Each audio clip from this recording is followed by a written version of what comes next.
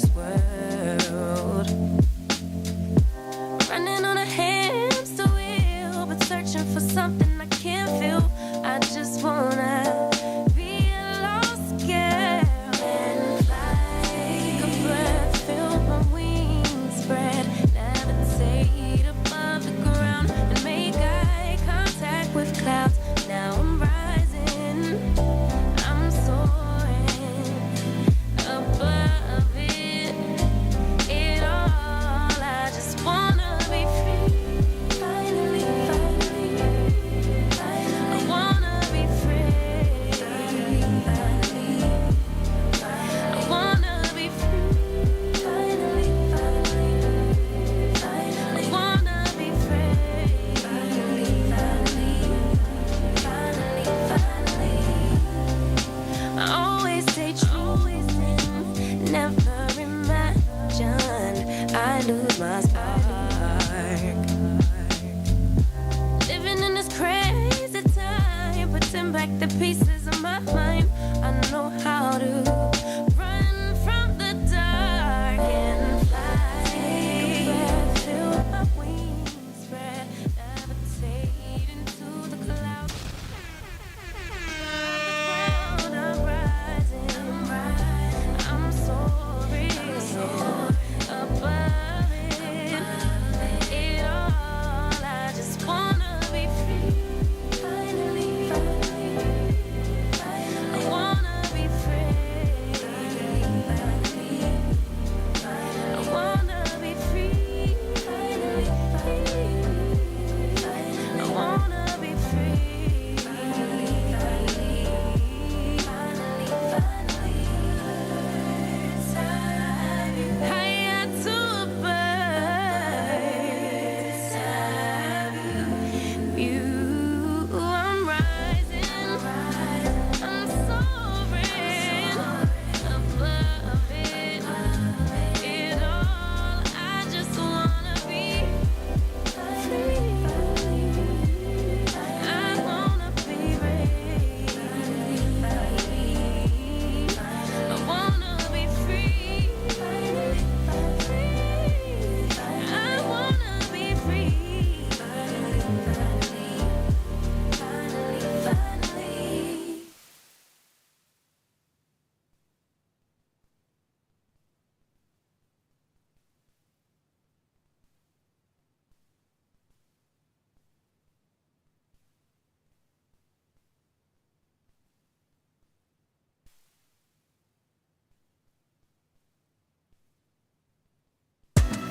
Yeah, stepping in the spot like she own it.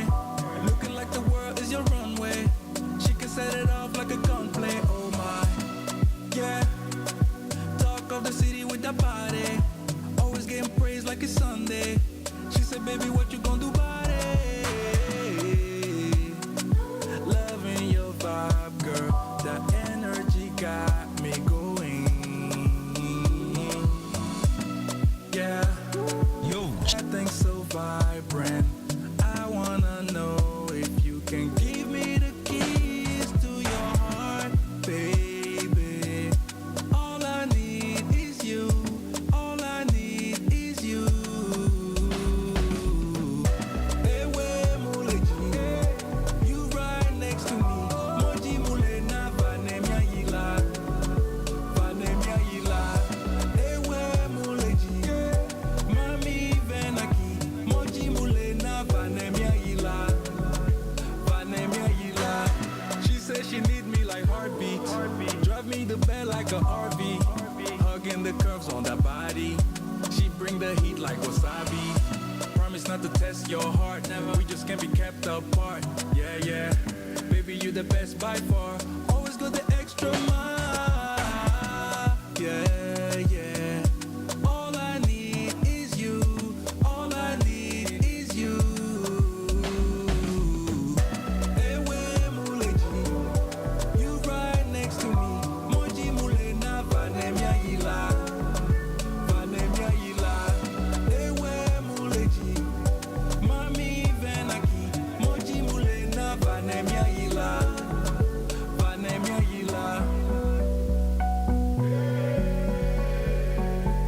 Loving your vibe, girl. That energy got me going. It's my baby. That thing so vibrant. Keys to your heart, baby girl. Ewe muleji, you right next to me. Moji mulena vanemia yila, vanemia yila. Ewe muleji, mami venaki. Moji mulena vanemia yila, vanemia yila.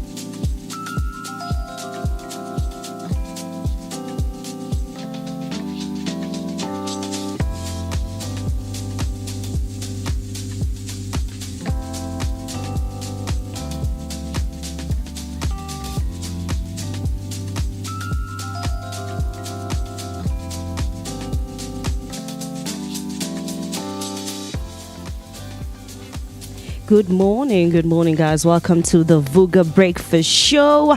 And today we are coming to you live from the Underground Radio app instead of our normal channel, which is basically YouTube. Now, I hope you guys are feeling fantastic and feeling amazing. Unfortunately, here in Joburg, it's very cloudy at the moment, and my sinuses are just going up the wire. But I hope you guys are feeling fantastic and amazing. It's a beautiful Thursday, but it's cloudy. But hopefully to get a bit sunnier later on. And then right now we're heading off to our first segment, which is basically picture of the day. And our picture of the day today, we are featuring a place called Zanini Country Lodge. Now, Zanini Country Lodge is a tranquil, award-winning hotel and spa in Limpopo, set at 170 acres, of farmland and indigenous forest, offering luxury accommodation, superb service, and easy access to the Kruger National Park.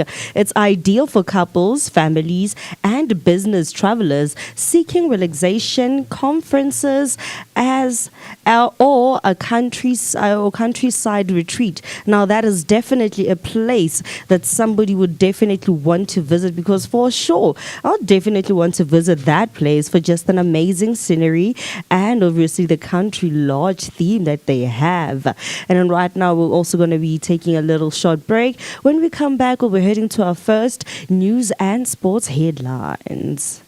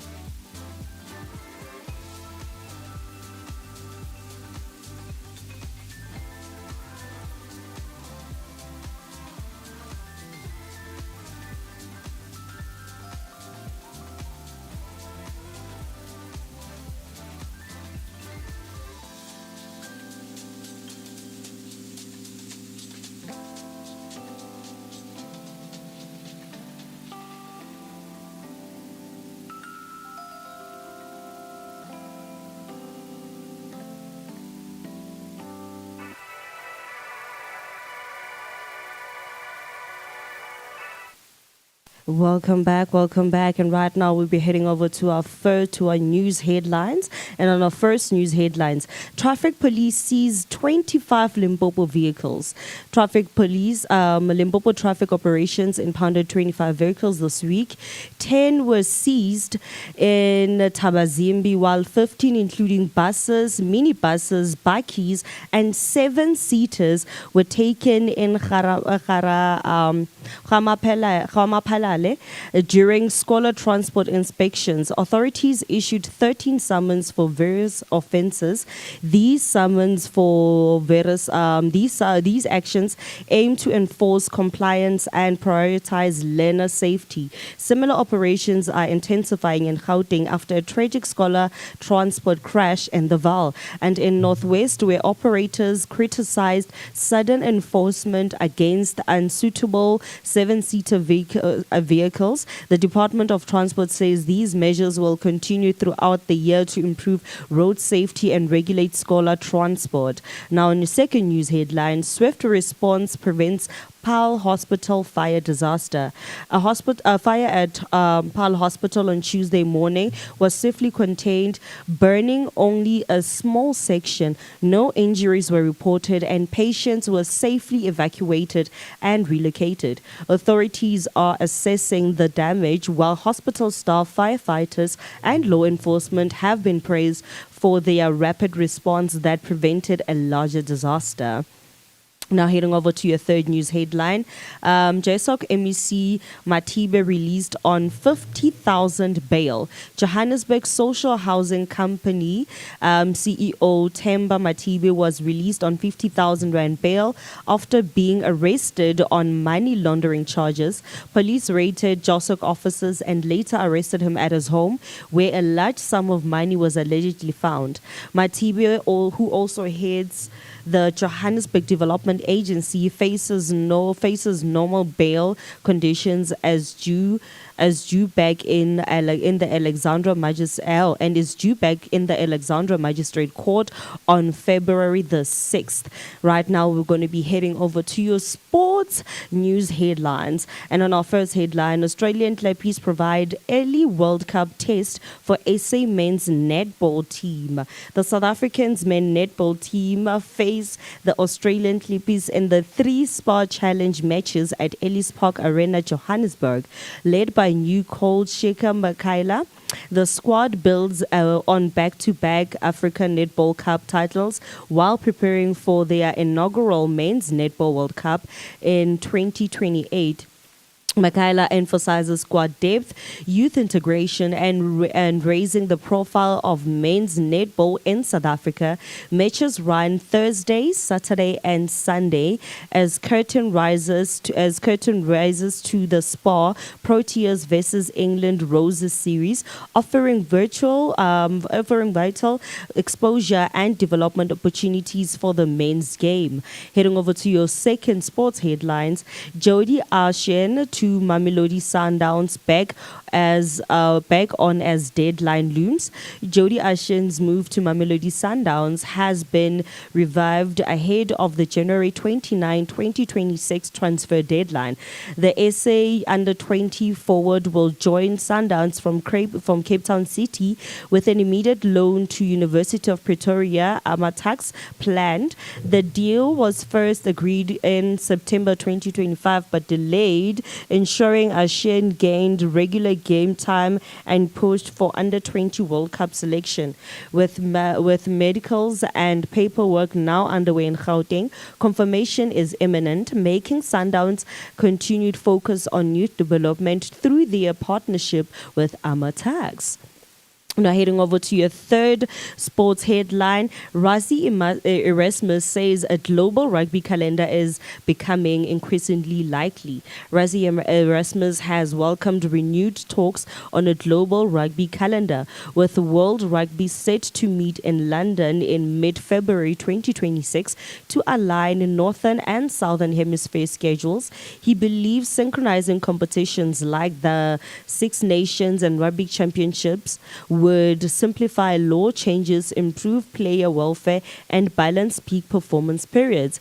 Erasmus highlighted benefits such as a consistent pre-seasons, fairer bans, and easier rule implementation, citing the 20-minute red card as an example. While no timeline is confirmed, he says momentum is building and stakeholders are taking alignment seriously, making progress since professionalism began in 1995. Now that is all for your news and sports headlines. Right now we're going to take a break and come back to give you everything exciting and more.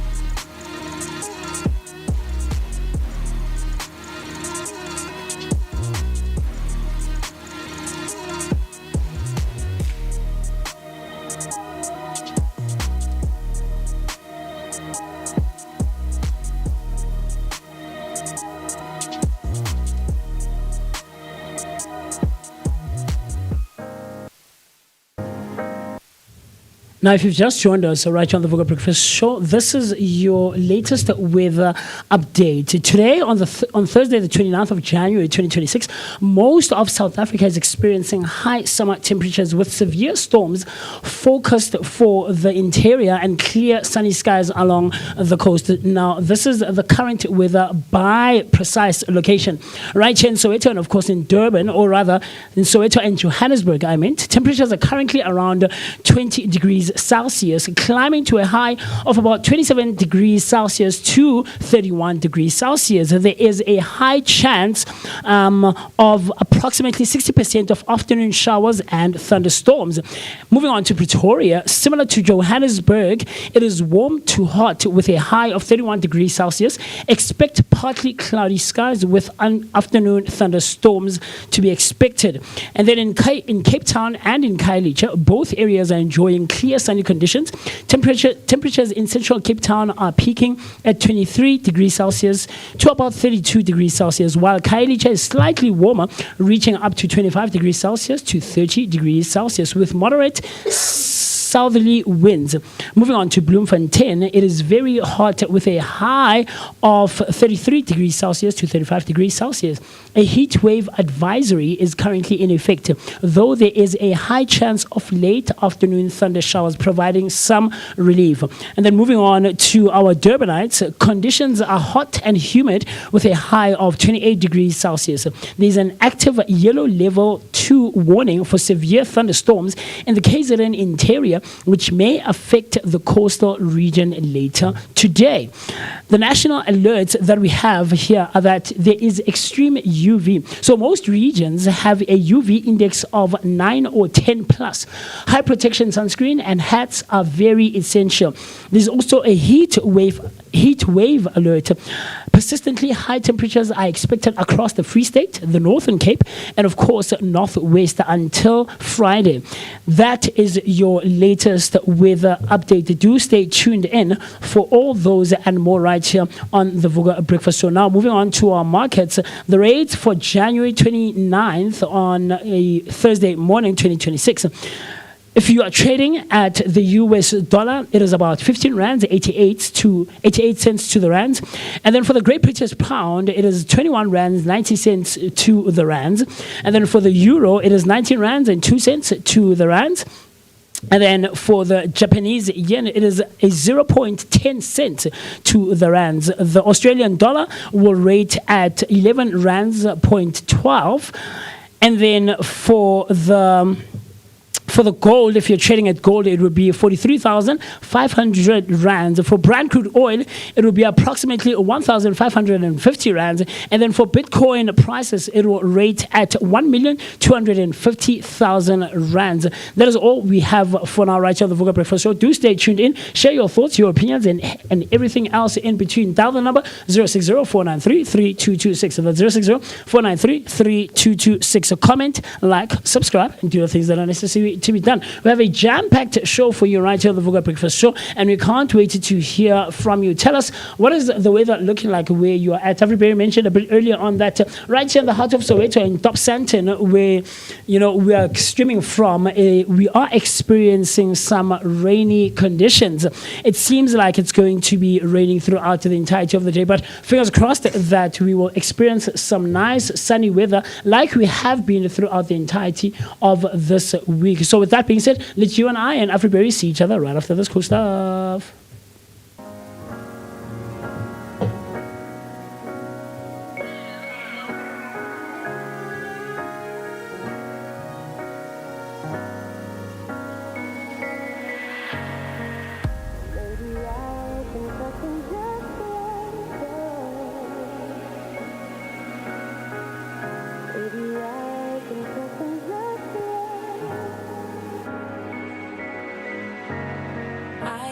I get it. I guess I get it now. Life is taking enough from me. Think I just need security. Yeah. So crazy how anything can happen. Hedging my bets so desperately. Building sand castles on the calm seas. Looking for a guarantee.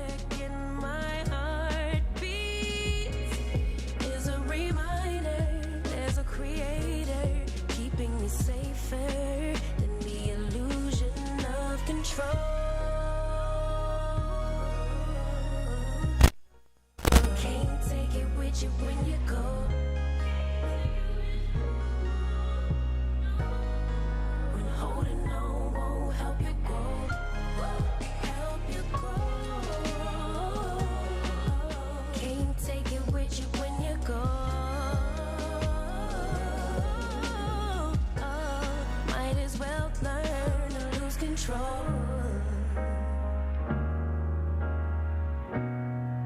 Can't take it with you when you go. Oh, might as well learn to lose control. Learn to lose control. Maybe I can trust and just let.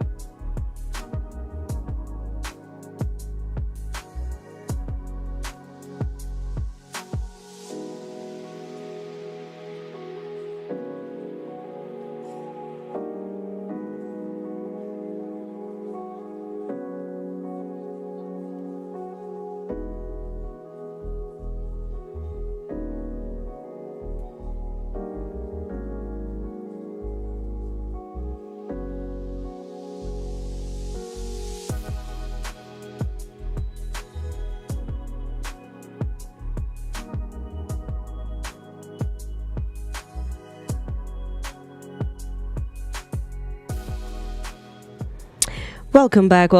And those were the amazing signs of dancing. Pull me closer. So nice and melodic, nice and soft, not too loud, but making sure that we smooth things right out. And right now, we're going to head over to our YouTube comment section with our first comment from Zinzi Elizabeth saying, a very good morning, Vooka family. The Breakfast Show and the Underground Radio DBN. Seems like it's a gloomy morning today. Hope you're all keeping well and wishing a blessed Thursday. Now, Zinzi also came back again saying, happy episode, hashtag 208 fabulous team. Continue with the amazing work. And then also have Umam Tembi coming through saying, good morning, Vooka Breakfast Show. Good morning, Vooka team, Vooka Nation, and Underground Radio DBN team. Hashtag Vooka Breakfast Show, hashtag Suvugile on a Soki Thursday morning. And then also have Umama Buya Futi at the hashtag Happy Blessed Thursday. Vooka, stay safe and take care of yourselves. Thank you very much for that amazing words in this early gloomy morning. And I know we can't see you, team. No, you can't see us today because we are just going audio only. So instead of seeing us today, you'll only be listening to amazing voices. The only thing that you're gonna hear today is our amazing voices, and unfortunately no audio, but we do hope that you're still gonna stay in tune and make sure that you're always gonna listen, because we make sure that we give you your daily dose of positivity, and not forgetting that we always make sure that we give you a fresh start to your energetic day. As you may know, and for some of you that who don't know, I go by the name of Afriberry, also known as Miss Berry Blaze. But to the darker the berry, the sweeter than don't. And as you have heard, I am not alone today in studio. I am here with the man of mystery, the man who's full of the man is full of mystery and makes sure that he always also keeps you on your toes when it comes to various things that we also have to offer here today on the show. Good morning, Miss. How are you doing? Not too bad, man. I'm not too bad. It's the last Thursday of the month. This week, since Sunday, we've been going through the last days of the month, the last week, right? And today is the 29th of January on a Thursday morning, 2026. The time right about now is 38 minutes after the hour, 7 o'clock. I keep looking up to the camera, by force of habit, but I know that, like you just mentioned, that we're not giving picture today, but maybe it could change. We don't know, because, electricity always tries to derail us and get us out of our path and off the road that we're on, but we never give up and we keep striving on. I can't wait to get in touch with you. I'm so excited and I'm looking forward to being both in your presence and in your company on this lovely Thursday morning, which is a bit cloudy and a bit rainy, but nonetheless we keep giving you a daily dose of positivity that is accompanied by an energetic start to the day right here. Only and exclusively where radio meets TV on the Vooka Breakfast Show, brought to you by the Blinko Network. Thursdays are where vision stretches forward and we try to give you all-encompassing, compelling and of course thought-provoking conversations that are aimed at giving you so much knowledge and information. Always spending some great quality time with myself, the one and only MOOCEE Mist. My name is Moocee Mist. And I hope you're doing great, man. I hope you're doing great. Jump on into our comment section like everyone else has done, like Umam Tembi, like Uzinzi, our sister, and get in touch with us. How you can do that is by you using the hashtag Vooka Breakfast Show. So that's Vooka Breakfast Show on Facebook and all other social media platforms. But it needs not end there. It continues on our comment section. Dial the number 060-493-3226. That's 060-493-3226. Comment, like, subscribe, and do the things that are necessary to be done so that you and I and Afriberry and the rest of the Vooka Nation and the Vooka team can keep on sharing our thoughts, our opinions, and everything else in between. Yes, ma'am. Yeah, that's amazing. Hey, now tell me something. Do you enjoy food that actually slept over? Because some people no, especially fridging or mo pizzang, not when you actually cook it or eat it the same day after cooking it. Do you actually enjoy that? It depends. I'll tell you, for a long time I used to enjoy pap that has slept overnight. For a very long time. Growing up, I used to be a sucker for pap that had slept overnight. And then I would pair it with overnight slept gravy. But add a bit of a twist with eggs, scrambled eggs. So that used to be my go-to breakfast for a very, very, very, very long time, man. Now thinking about it, it used to be one of my favorite meals. So it would be pap with eggs, a bit of gravy. If not gravy, I would substitute with tomato sauce. I'm still a huge, huge sucker for tamati sauce, like we call it. Tamati sauce. Tomato sauce is still a huge favorite of mine. My brother's wife, my sister-in-law, still gets baffled to this day. Moocee, like serious, because she gets surprised because my nephews also love tomato sauce. You know, the boys love tomato sauce, and so it's like, oh, Moocee, clearly this is like a you thing. They take this from you as the uncle, you know. But yeah, it depends on what the meal is or what the specific food is. For instance, overnight or slept.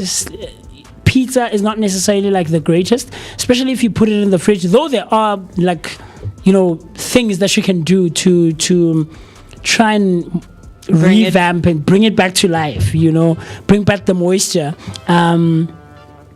So there's things there's hacks that I've seen where you can like put a bit of water in a pan and then close it for like 5 minutes. Right. So you put a bit of water, you put your pizza in the pan, and then you close with a lid for like 5 minutes. It does something to it, like the moisture, you know, brings the pizza slice back to life, you know. So I think it depends. McDonald's fries is not one, you know. You can't bring back McDonald's fries. No, you can't. Once they've slipped, I mean, you can have them, you can reheat them, but it's not the same. You know, and there is the saying that it's like reheating McDonald's fries again. It's not the same, you know. So it depends. I'm not a fan of rice. I do eat rice, but like I'm not a fan. You know, my family knows now. My brother's wife knows. My grandmother knows. My family knows that I can eat rice. I don't mind it, but I would much rather prefer having pap. Pap is one of my favorite foods. Yeah, but I think it depends on the food. How about you? You talk to me. What do you think? Just like you, it also depends. But for me, I think my favorite slept over meal has to be marapo. Amatambo. Okay. So, like, you know, amatambo, where it was basically made into a stew, or amatambo, ane cabbage ngapagati. So for me, that one just, you know, it just slaps on a different level. It's something that I love, and I've seen that it's also something that my son and my little brothers love.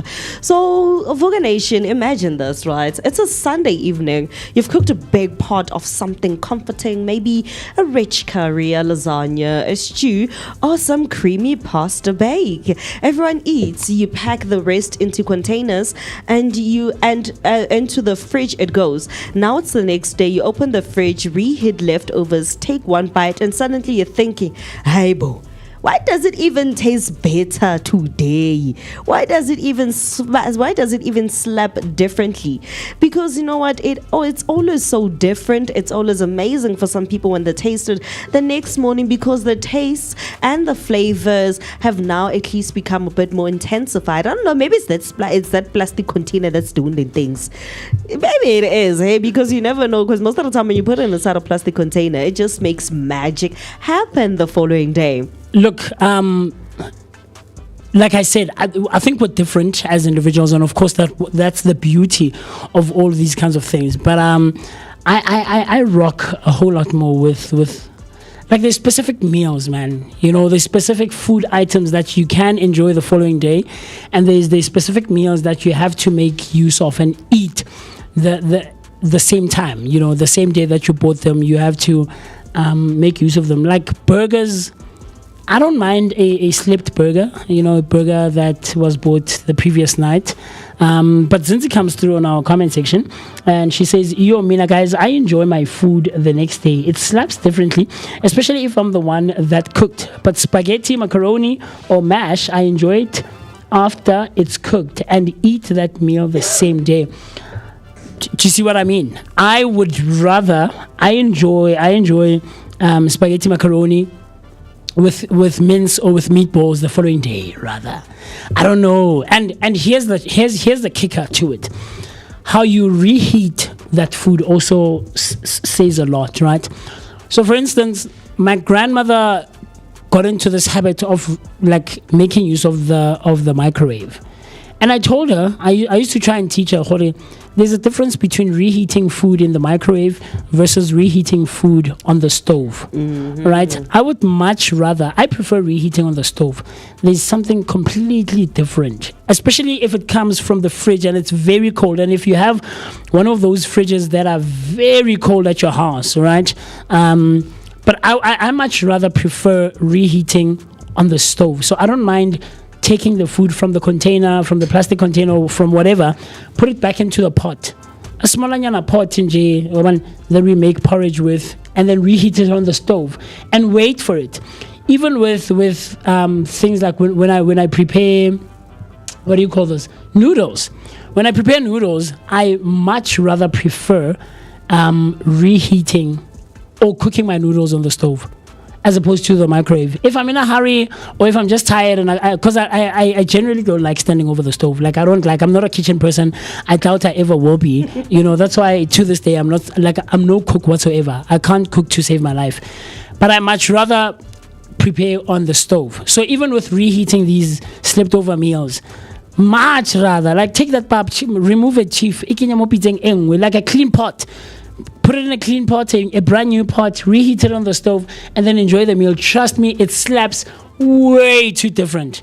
It slaps way too different, man. I don't know. What do you think? When you say that, it reminds me of this other day when I basically reheated the pap and the bones in one pot. And I like that because literally the juices or the flavors from the bones themselves or whatever gravy or stew that I had, when I mix it all together inside one pot, the flavors kind of infuse into the pap. And it has the pap tasting fantastic. It has the pap looking amazing, and everything is just so beautiful. But obviously, not everybody agrees. Some people just say that leftovers are leftovers, finish it when it's fresh, or just leave it. They don't believe that you can still taste anything that's better the next day. So for them, it's like, you know what, don't even start there, just leave it the way it is, man. But when it comes to the world of foodies and chefs often say that curries, stews, and soups taste better the next day because the flavors have more time to blend. Tomato-based dishes like pasta, sauces, lasagna, mince, boboti, chakalaka often deepen in flavor overnight. Now, this is something that I can definitely agree on because, yes, definitely when you taste it over the next day, the flavors are amazing and they are nice and deep and very sweet. And I like that to the core. But yes, when it comes over to another thing, people also have something called comfort food. Food that makes you feel good when you don't feel so not so good. Food that makes you feel amazing when you feel like, you know what, today I am just not my best. Those are the types of food that I especially find myself always swinging to. And when it comes to comfort food, many people say that the next day food equals comfort. You don't have to cook, you just have to heat and eat. In SA homes, like things like samp and beans, stews, Brady, biryani, chakalaka, tribe, or curry are famous next day legends. Now everybody knows the next day when you eat umkhodu, the following day, you know what, it tastes better than the day that you actually made it. No, Afriberry, no. Trust me, it does. It's like extra comforting. Mohodu dries out because of the oil. Akira, you heat it up with what? The stove. You don't use an oven. No, Mohodu is not the same. Oh, come on, no. Mohodu is not the same. Guys, I don't know about you. Like if you've had Mohodu, especially with your hands, very clean, very well cleaned and prepared Mohodu, bruh. Like I know with a lot of funerals, or if there's like a ritual at your friend's house, at your house, at a family member, whatever, right? If kunomsebenzi kasizola or aribua ka Setswana if khonale mmereko kwalona, right? And in the early hours of the morning, that's when mohodu is usually enjoyed a lot of times. Then if there's leftovers later when people are hanging out, it can be enjoyed like as a snack. And it has to be enjoyed in the moment, just immediately after it's been dished out, not the following day, chief. No, man. The oil there, yeah, it gets no, man. I get the difference is that you're gonna heat it up in a pan instead of using the micro oven. It's not the same. Oh, I beg to agree. I beg to differ. Actually, yes. It's not the same. It's not the same. Well, for me, I enjoy that mohodu, especially if you have the mohodu stampa, and then because you see mohodu and samp just on like those are like for the best combo for me, and they are on a brand new level.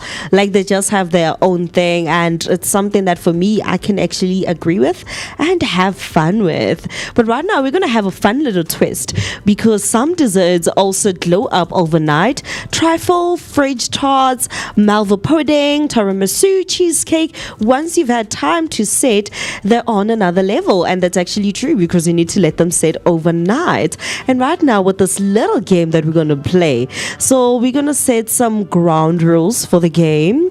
So the quick rule is that you're not allowed to say braai or barbecue meat. And we know it's amazing the next day, but the answer is too easy. We want you to think a little deeper. What other foods level up after a night in a fridge? Now, you can also pick and mix these ones on. You can pick and mix these ones, and let us know what you actually enjoy. So for me, Moose, the first question that I'm also going to ask you is that what main food tastes better after it has slept besides the food that you have mentioned?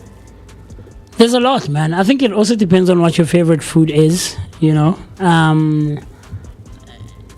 I think for a lot of people, and it's slightly unfair to say not to mention things like braai, because braai, guys, absolutely completely slaps the following day. There's no way you can't have braai as part of that list. But there's a few, man. There's a few. I enjoy salads. I enjoy salads like no one's business, man. Because look, I'm not much of a meat eater. You know, I do enjoy meat, but I can enjoy a meal without meat.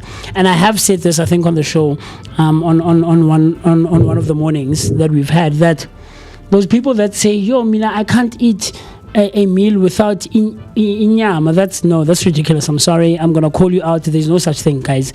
Like, you can absolutely have a meal without meat. It's just that it's a preference, I think. You know, we're just stretching it, and we're being slightly a bit difficult when it comes to such things. But yeah, I grew up not so big on meat. You know, if it's there, I can enjoy it. If not, I can still enjoy it. So I'm huge on salads. So salads like chakalaka. There's a salad that my aunt does with macaroni and mayo, and she adds green peas there. Something like that one also has a bit of cheese in there. It depends. If you want to add cheese, you can. If not, you know. There's also the salad. Well, green salad I'm not such a fan of, but I have started learning to enjoy it. Depends on how you prepare it.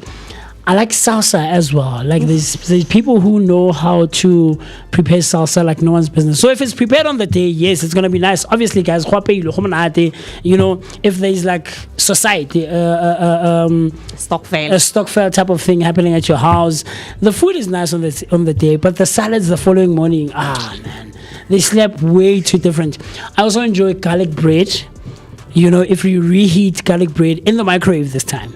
In the microwave, because if you put it on the stove, it's slightly going to become like toast like. Yeah. You know? So in the microwave, yeah. Let me see. There's quite a lot. I think it depends on what your favorite meals are, man. So I don't know. What are your favorites that are not on this list? For me, I don't know. I think for me, it probably have to be like the dumpling.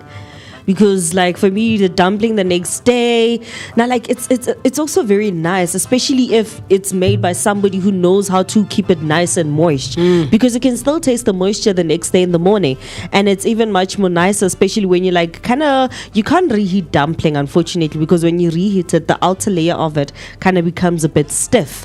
But it's also nice in the morning when you have that and you have melted butter on top of it. That's how my little brothers enjoy it. So for me, because I'm not a butter fan, I don't eat it like that. I'd rather have it with like tomato sauce or gravy the following day. That's what I'd have it with. And when it comes to salad, there's this other salad. So when you spoke about the macaroni salad, remind me of this other salad that they normally make with like macaroni and tuna. Okay. I actually kind of enjoy that. Okay, I've seen that. So before, instead of making like a proper meal, they turn it into a salad. That one is nice, and it's pretty amazing. I love that one. So to the viewers, I want to know, which next day meal do you enjoy? And please rate the dishes from 1 until 10. 1 being not so favorite, 10 being the most favorite, do be the most favorite meal that you enjoy. Because we also have our next day lasagnas or pasta bake, the next day samp, beans or stew, not forgetting the next day pizza, and the next day chicken biryani or rice dishes. So between these ones, which one do you rate from 1 until 10? Is it going to be the next day lasagna or pasta bake, or the next day samp and beans or stew, or is it the next day pizza, or maybe your favorite is just the next day biryani or rice dishes? So let us know if you how much you enjoy your next day dishes from a scale of 1 to 10. And then we're also gonna play a very nice and also yay or nay game. So Moocee, are you ready to play on this one? I'm good to go. Okay, so right now we're gonna go yay or nay on curry, Nah, I'm not a curry fan. No. stew or bready, I mean, a nice cooked stew is cool, so I'll give it a yay, sure. pasta or lasagna, Ah, man, lasagna, sheesh, yay, of course. If it's nice and well cooked, if the mince is giving, the cheese is melting off the thing, yes, of course, man, yay. and then when it comes to a chakalaka, is it a Yay, yay? chakalaka, of course. I'm a huge fan.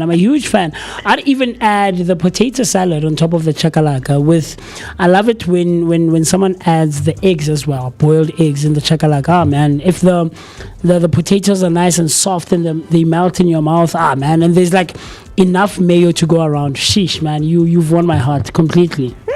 Now, ladies, you know how to read Moose's heart. Just make sure you have the chakalaka potato salad with the boiled eggs, and make sure that it has enough mayo just to make it nice and creamy. So we're also going to take a yay or nay on pizza, Yes, of course. Yeah, definitely. and then trifle or fridge tart. Look, I'm not much of a sweet guy, or like desserts, or those kinds of things. So I would say no, nay for this one, because I'm not big on sweets and things of that nature, like desserts and stuff. Like, I'm not such a huge fan. So I don't have a sweet tooth to me. So I could sit there and watch you guys enjoy your ice creams and all those kinds of things. I'm not such a big fan, but yeah, man, proper stuff. Now that's pretty amazing. So we're also gonna round it off with our this or that game. So I also want to know, when it comes, is it fresh curry or the next day curry? Like I said, I'm not a curry fan. So when it comes, is it going to be fresh pizza or the next day pizza? No, next day pizza completely. Look, there's something about fresh pizza that slaps, and I think it also depends where you bought your pizza, right? Because there's things like the crust that you have to consider, the base of the pizza that you have to consider. I'm gonna call people out who put pineapple on pizza. Guys, it's not pizza. It's a Hawaiian pizza. Yeah. Stop. There's no thing. No. Nah, Chief, you can't be adding meat or you can't be mixing meat with fruits. No, there's no way, guys. I'm calling you all of you. I'm calling all of you out. Mixing pineapple and putting it on pizza. Mushrooms, I can forgive. Mushrooms, okay, still not my favorite. I still judge you, but okay, I can forgive. No to pineapple on pizza. It doesn't work. The combination does not work at all. You are lying. It's one of those overrated foods. So it depends where you bought your pizza. There's different places for different styles of pizza. Mm-hmm. So, but if I were to bring it to the core of it, I say next day pizza slaps slightly a bit harder than same day pizza. Yeah. Oh yes, that's definitely true. So right now we're going to ask, is it fresh stew only or that next day stew? Stew. Ooh, this is a hard one. I think next day, overnight, slept over stew. Oh, yeah, man, it slaps.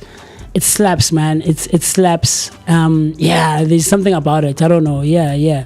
Overnight and next day stew for me.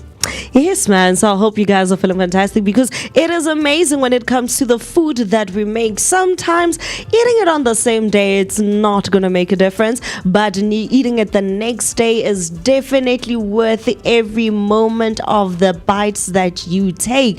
So do not forget to also let us know on your scale of 1 to 10, which ones are your favorites when it comes to a scale of 1 to 10. Is it the next day lasagna or pasta bake? Or is it the next day samp and beans or stew? Or maybe it's just the next day pizza, or it could be just the next day chicken biryani and rice dishes. Feel free to comment on our comment section, and you can also send us a text on 060-493-3226. That is 060-493-3226. Now we're going to take a break, and we'll see you when we come back.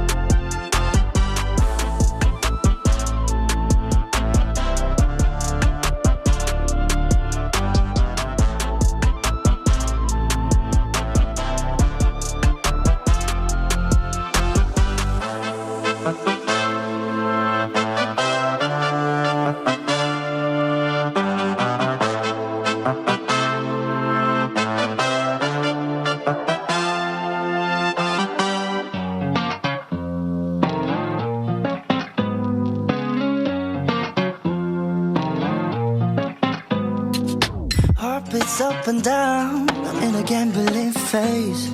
We're going round and round, it's a trampoline stay. Oh, it's like I never run out of breath. And I don't care if we make a mess, it doesn't matter what's coming next. So can we just be bona fide? Girl, you got me waking up confused, lost in time. Every moment tastes like someone can never get enough. So much sugar kisses left behind, and I don't wanna fall in love, just wanna be yours.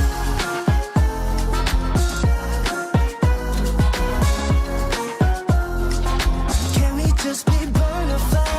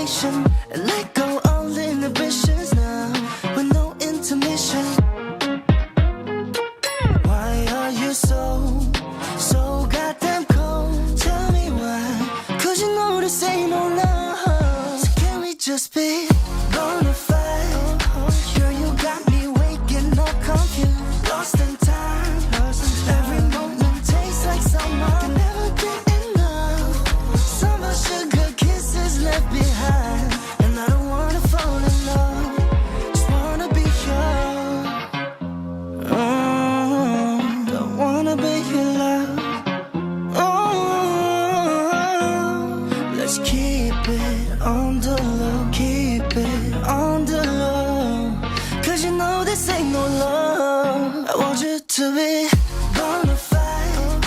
Girl, you got me waking up confused, lost in time. Every moment tastes like summer. Can never get enough. Summer sugar kisses left behind, and I don't wanna fall in love. Just wanna be yours.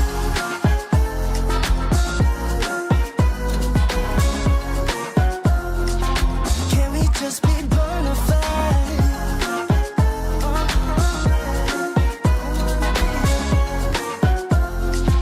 Can we just be bona fide?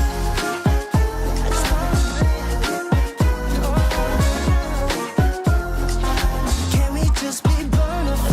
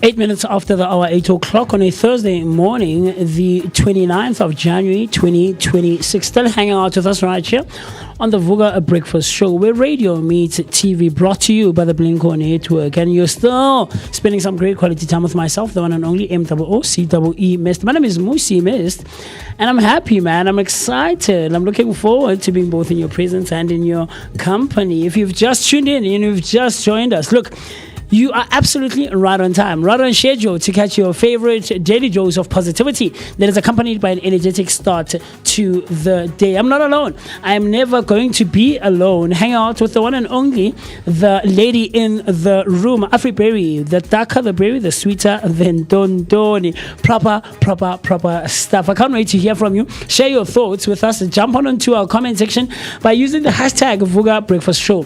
So that's Vooka Breakfast Show on Facebook and all other social media platforms. But it needs not to end there. It also continues on our WhatsApp line. Dial the number 060-493-3226. That's 060-493-3226. A few comments have come through on our YouTube comment section. Zinzi came back again saying the only way you can receive or review food such as fries is air fry them or deep fry them. Pizza I'd put in the oven. Microwave doesn't do justice to them. Very funny stuff. I see you. I think, Zinzi, what you can try the hack that I gave a bit earlier on. So when you have pizza, right, leave 1 or 2 slices overnight, and then what you do the following morning is you put a bit of water, just like a pinch of water, the way you would oil. I don't know if you use a lot of oil whenever you're cooking and stuff, but I don't like oily food necessarily, so I just put like a bit of oil just so that I can distribute it nicely all over the pan. But I never like having excess oil. So what you can do is put a bit of water, right? Let it sit there for like 30 seconds or a minute, so that it can heat up a bit, and then put your pizza directly on the water in the pan. Your stove shouldn't be on too high, so maybe put it like on like 2 or 3, maybe 4, depending on the highness of your stove. And then put your pizza there, and then close it with a lid. right on the pan. Trust me, it's a hack I came across on social media when you come across these cooking things, these cooking posts on Facebook and Instagram and things of that nature. And then leave it for like 5 minutes and then you can enjoy it. I promise you, it's not going to be dry. The crust is going to be moist again. The flavors are going to be giving, it's going to slap, I promise you. Talk to me, Afriberry. Yeah, but then I think when you actually do that, you're probably going to need like a stand nyana when you put it inside the pan. People must not get it confused. He does not literally mean pour the water and just put the pizza on top of the water. No, yeah, like that. So the way you do your eggs, you put oil again, and then either you beat your eggs or you crack them directly on the stove. So the way oil, the way you use your oil, you put water, like a pinch of water, and then you distribute it all over the pan like that. It's gonna start doing that. It's just for the crust not to stick to the thing, but we don't use oil. We substitute oil for water. You close, you put the pizza directly on the thing. You close it for about 5 minutes, and then you enjoy. Let it rest, I think, for a minute or so, just so that it's not too hot. And then you'll enjoy it. I promise you, it will work. I think where it had me confused is the fact that you just said you put water and didn't describe water. You put a pinch of water, a pinch, right? A pinch, just tipian, a pinch. Nothing it's too not hectic. too much. So basically, it's almost like a droplet into the ocean. Yeah. It's a type of situation, and then you make sure that it is nice and warm, and it also keeps it nice and fresh. Because if you add too much water, then it's definitely going to be soggy, and it's not going to be nice. Yeah, it's not going to be nice. Yeah, because it's also bread. So bread also absorbs the water itself. Yes. So you need to be careful not to put too much water. You know, another thing that I actually like when it has actually slept the following day is also roti. Because me and my family back home, we like making roti, and roti always tastes much more different the following day. Like now, it's much more softer. It's much more moisture when you have a bite of it, and when you eat it, it's nice and soft. But then the following day, it's much more softer, much more nicer, and it feels like you just made it right now. So those are also one of the other things that I also like making, and I totally enjoy the following day. I see you. I'm not like, look, I'm a very specific eater. Even the shops that I buy at, I'm very, very specific. I was telling this to Banele and make it not so long ago that I'm a very, very entirely specific eater. So I don't just eat at any shop for the sake of eating, right? But also with specific food items. There's a lot of things that I don't really enjoy. I don't really eat. But at the same time, I am a simple eater, I think, anyway. I think I'm a pretty simple eater. So, yeah, I have had roti before, but I wouldn't know what it tastes like the following morning because I'm not such a big fan, I think. So I wouldn't, even if it was there, I don't think I would indulge the following morning. If it's for purposes to taste young the following day, sure. But in general, yeah, no, I'm not such a huge eater of that. So I don't know, man. But Banana comes through on our comment section saying, leaving food to rest after cooking makes a huge difference. Leaving food to rest overnight makes all the difference. Dry food the next day is amazing. Completely agreed, man. Completely agreed. But yeah, I don't know about you, but we said that we're not going to mention dry, right? So tell me, what else do you think slaps overnight or the following day? And then Zinzi comes through. She says, thanks, Moocee. We'll try that the next time. Yes, ma'am. Yeah, we definitely will, man, because it's pretty amazing, especially with the braai food the next day. Because when you have braai food the next day, it's like the taste is amazing, especially when you heat up like that chuck, that steak, and then in the oven, now it starts to snack, crackle, and pop, and it tastes so nice, man. That is what I also love, because especially when it comes to all that juicy fatness that got burned and a bit chucked on those braai stand, it becomes nice and amazing and fantastic, and that is awesome. That is one thing that I also like about braai meat, the taste in the morning, and voro. So you know how voro is in the morning after heating it on the microwave. No, it's not the same. I'm sorry, no. For me it is. You know, I can marry each to their own. No, man, versus no, man. Or like I said, I grew up not being such a huge meat eater or meat lover. I don't know. Yeah, so Vors, yeah, sure, we can have it, but look, it really has to be marinated well. It has to be marinated well for me. But yeah, I don't think it slaps harder the following day. Just for me, if you enjoy it, sure. But yeah, me personally, not really. No, not really. For me, I actually like it. I like you said. It also depends on the person who made it. Yeah. Because there's some people who can just braai in general. And then there's some people who are literally braai masters. Absolutely. And then there's a difference. But when you have Vors made from somebody who's a braai master, trust me, the next morning when you heat it up, because it also kind of gets the bit of fat inside also kind of crackling. And then by the time you eat it, whoa, it's literally it literally tastes like it's fresh from the fire. I see. So that's why I love it the next day in the morning. So for me, I enjoy that. And I kind of, it's amazing, man. Especially, I repeat, especially the fat on the steak when you warm it up the next morning. It is nice and sizzling and cracking, and it's so nice and crunchy too. That is also something that I definitely do enjoy. Yeah. Trust me, that's also amazing. But right now, we're going to take us through a short break, and then we're going to come back because we still have more in store for you. You need to also let us know, man. Are you wired for quick results?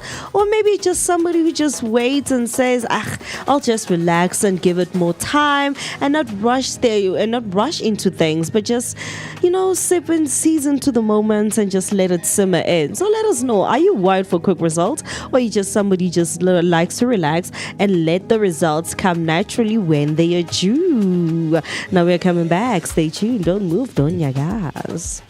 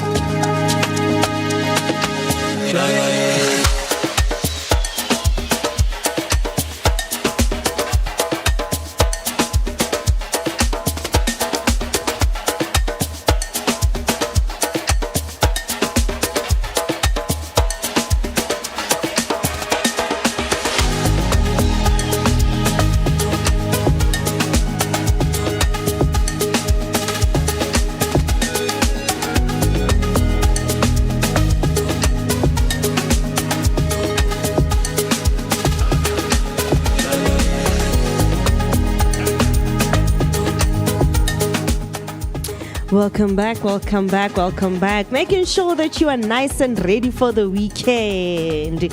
Because it's quarter to weekend today, and it's quarter to the weekend, and we are making sure that people enjoy and have fun for the weekend. Because you know what, it's about to go down.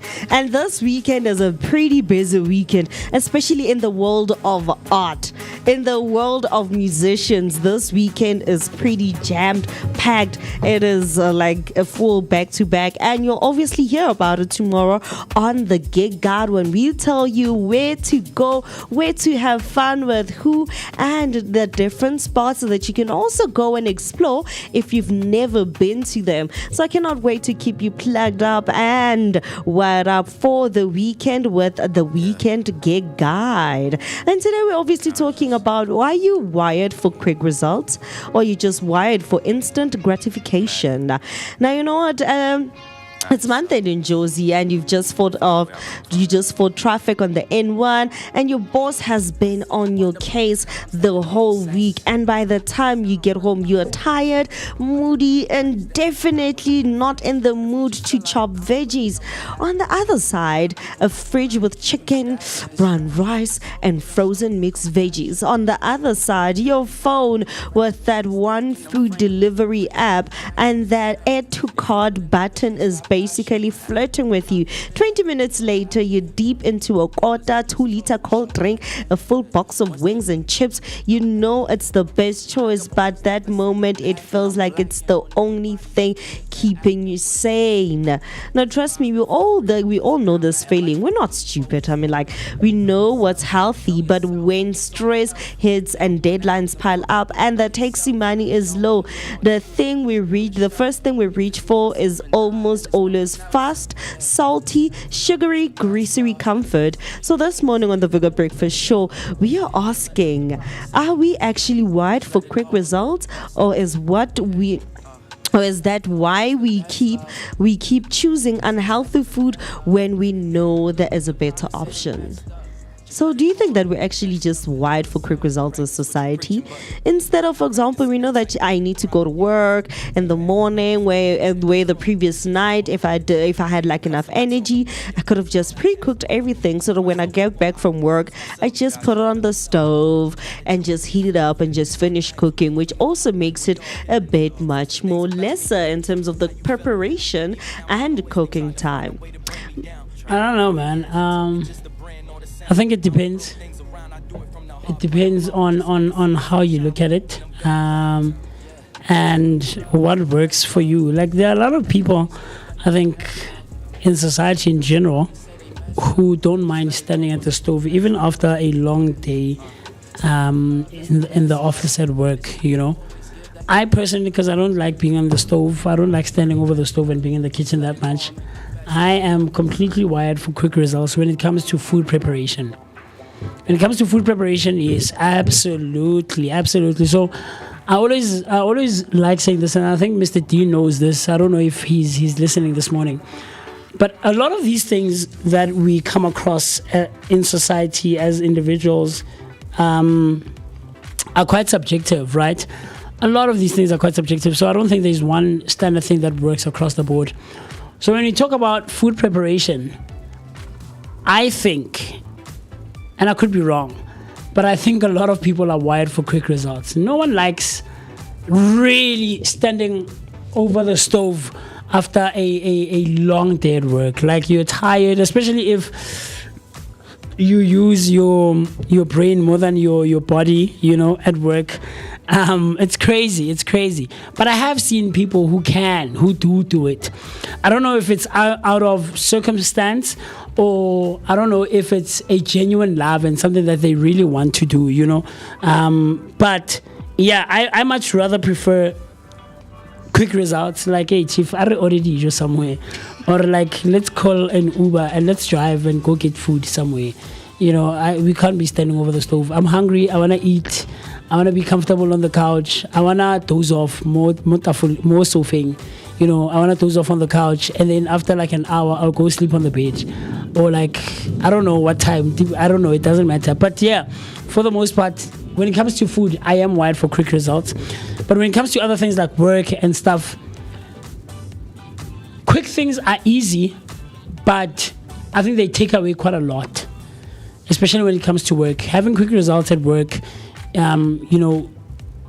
deprives you of going through the journey of learning that specific task that you are supposed to take care of. I think, at least anyway. But as you go about your work in the different spaces and different fields that we work in different industries, you find ways to, I don't want to say shortcuts, but you find ways to hasten your workflow and your productivity. But in terms of food, when we're talking food preparation specifically, I am completely wired for quick results. I don't know about you. Are you big on standing over the stove? For me, I think it also depends on the time per se. I do not mind, especially if I have like something to nibble on at that moment. For example, I have like a fruit that I can eat at that moment. Then yeah, I'm definitely going to go on the stove and cook, because sometimes if there's just not an option for me to eat something quick, and like I said, depending on how hungry I am, it also determines whether or not I'll probably go and buy something to eat, or maybe I just won't. But if, for example, we have a situation where I'm out there and I do have money, I do have the finances to actually go and eat something, then yes, I definitely will go and buy something. But if I'm nice and fresh and I don't feel that tired, and I know there's like some fruit or a bit of snack waiting for me, then yes, I'm definitely going to stand on the stove. And even when it comes to ordering fast food or buying fast food at that moment, it depends on the place and how fast they make it. Because there's some places that are not even that fast when it comes to making fast food. You can go to somebody's place and be like, no, when you get there, the people are just moving in slow-mo. They seem like sloths. They're literally going nowhere slowly. There are people like that. And for me, it's not something that I actually want to put myself through when I'm like super hungry. So I'd rather just go buy bread, and then have like a bit of cheese on the side, another tomato at home, and just dice it all over and just make an omelette, and then I'm fine. I don't know, man. I for the most part don't really mind waiting whenever I go buy food at a restaurant or like a fast food place. I don't mind waiting. The thing that I don't like is actually having to prepare food myself. That's where the bummer is for me. Thus I say, Chief, hey, let's go buy. Even ordering, I don't no. Hey, order sometimes I feel like it takes long. I know there's a lot of people who much prefer ordering food, and I think it's different, man. There's something different for me about going to the place and getting the food yourself and ordering and ordering on your phone and having it delivered. I don't know, because too many times people, these places mess up the orders. And Most now definitely. you fight with the driver who delivered the food, and it's a back and forth.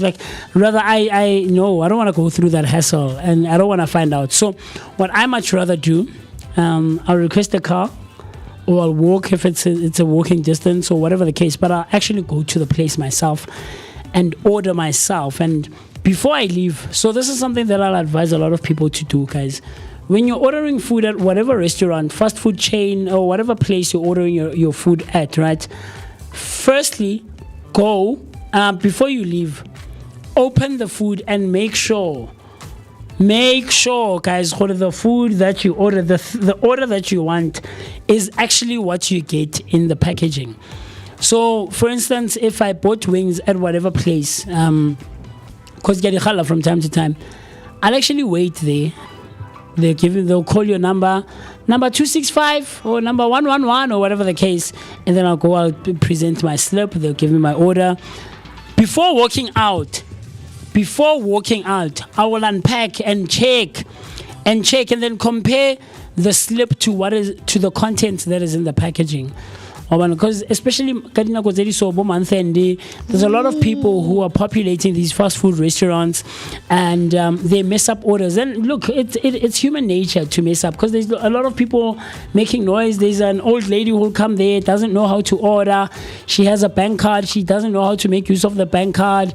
You have to help her. I spoke of a story this one time. I told Mo and Mr. B that there's this guy who came to McDonald's with his family, and he didn't know how to make use of the self-service machine there, so I had to help him. Like, there's a lot that happens, especially month-end, when most, if not all, people want to go and consume fast food or want to go to fast food restaurants, right? So before you leave, guys, as an advice, I don't know if you've been doing it already or not, but as a piece of advice, before you leave these restaurants, make sure that what you order is what you get inside. So I'd much rather go there myself to avoid those kinds of things. Now I have to drive back. I ordered the food, or I have to fight with the Uber driver or the Mr. D driver. It's like, it's an entire back and forth. So if I'm tired, especially over the weekend, like Friday, Saturday, even on Sunday sometimes, but Sundays I prefer like a proper plate of food, man. Like, I don't know if it's 7 colors or several colors, but like a nice plate of food, that contains different food groups is nice. But yeah, Thursday, Friday, Saturday, guys, let's go buy food somewhere, man. The thing, if the finances do allow. If they don't, then maybe we'll prepare something nice at home. I know my sister-in-law loves preparing pies from scratch. She loves preparing the kota mince from scratch, a bunny chow from scratch. Yeah, she explores, man, and she tries to keep it fun and light for us whenever we're hanging out. And maybe she's like, "Hey guys, we've been eating fast food for 2 weeks now. Let's change. Let's keep it light and fun, and try to get everyone involved. Someone will beat the eggs. The boys will do something. So we try to keep it like just family oriented and fun and light, man. But with all of those being said, there are a few shockers that you might not be aware of. Almost 50% of adult South Africans are overweight or obese, which is crazy in my opinion. Researchers call it a triple burden or malnutrition, or a burden of malnutrition. The same household can have hunger, nutrient deficiencies, and obesity at the same time. Supermarkets in South Africa are flooded with ultra-processed foods, high in sugar, salt, and unhealthy fats. And research links these directly to rising obesity, diabetes, and heart disease. Sweet, hyper-palatable foods actually activate the brain's dopamine reward system, the same system involved in addiction, which makes us want more even when we're full. Absolutely, I can attest to that one. That's literally why we always have space for dessert. That I can absolutely attest to. I can attest to, I like playing around with my fast food. So I'll get a burger from one place if I have money, like if the finances allow me, and I've spent wisely that month. So I'll have a burger from one place. I'll try to have a drink from another place, and I'll try to have wings from another place. Like, I'll play around with the thing, and I can absolutely attest to this. Like, guys, there's something about fast food. You're full. You can feel that, guys. I've had enough. I'm full now of the food. Mara. You still want more. Like, guys, let me finish my fries. Like, no, I can't have them sleep overnight, Or like, there's like 2 slices of pizza left. No, let me finish them. I don't know what it is, but now they're explaining, there's an addiction thing to it, and there's dopamine levels that attribute to that factor, So it's very interesting to find out. I don't know. Are you a sweet person, or are you do you have a sweet tooth and desserts? Do you always have space for desserts in your stomach? Most definitely. I do have a sweet tooth, and I like anything that is sweet, more especially if it has anything to do with chocolate. Okay. If that whatever sweetness that you're giving me at that moment is covered in chocolate, has a bit of chocolateness inside, or you just give me a piece of chocolate, then I definitely do have space. And unfortunately, chocolate is like a family addiction at home. Okay. Everybody likes chocolate. We love chocolate. I remember there was even a time where my grandmother was eating chocolate at night in the dark. Yeah. So nobody could actually ask her for a piece. And I called her, I was like, oh, show me. Kante or some pizza. I was like, hey, now, I was like, yo, how Kante you're here? You're busy chowing chocolate in the middle of the night, and you don't call me? Why you gotta go and do that? So chocolate is like a family thing. It's a wonderful thing to have, man. And yes, I definitely do have a sweet tooth, and I like sweetness throughout the way. Yeah. Are you a fan of sweet things? No, man, no. I could watch you eat ice cream and not be phased whatsoever. No, not really. I'm not a fan. I don't. Yeah, like once in a while, like once in a blue moon, like once in Halley's Comet, like maybe get a challah. I'll crave something, a chocolate here or there. Ice cream maybe here and there. I know my nephews are big on it, but yeah, no, I'm not. My grandmother also loves ice cream from time to time, but I'm not such a huge fan. But the one thing I do love that is dessert, associated is custard. I love ultramel. I love ultramel, and with nothing else but itself. I could finish an entire, box of ultramel, man.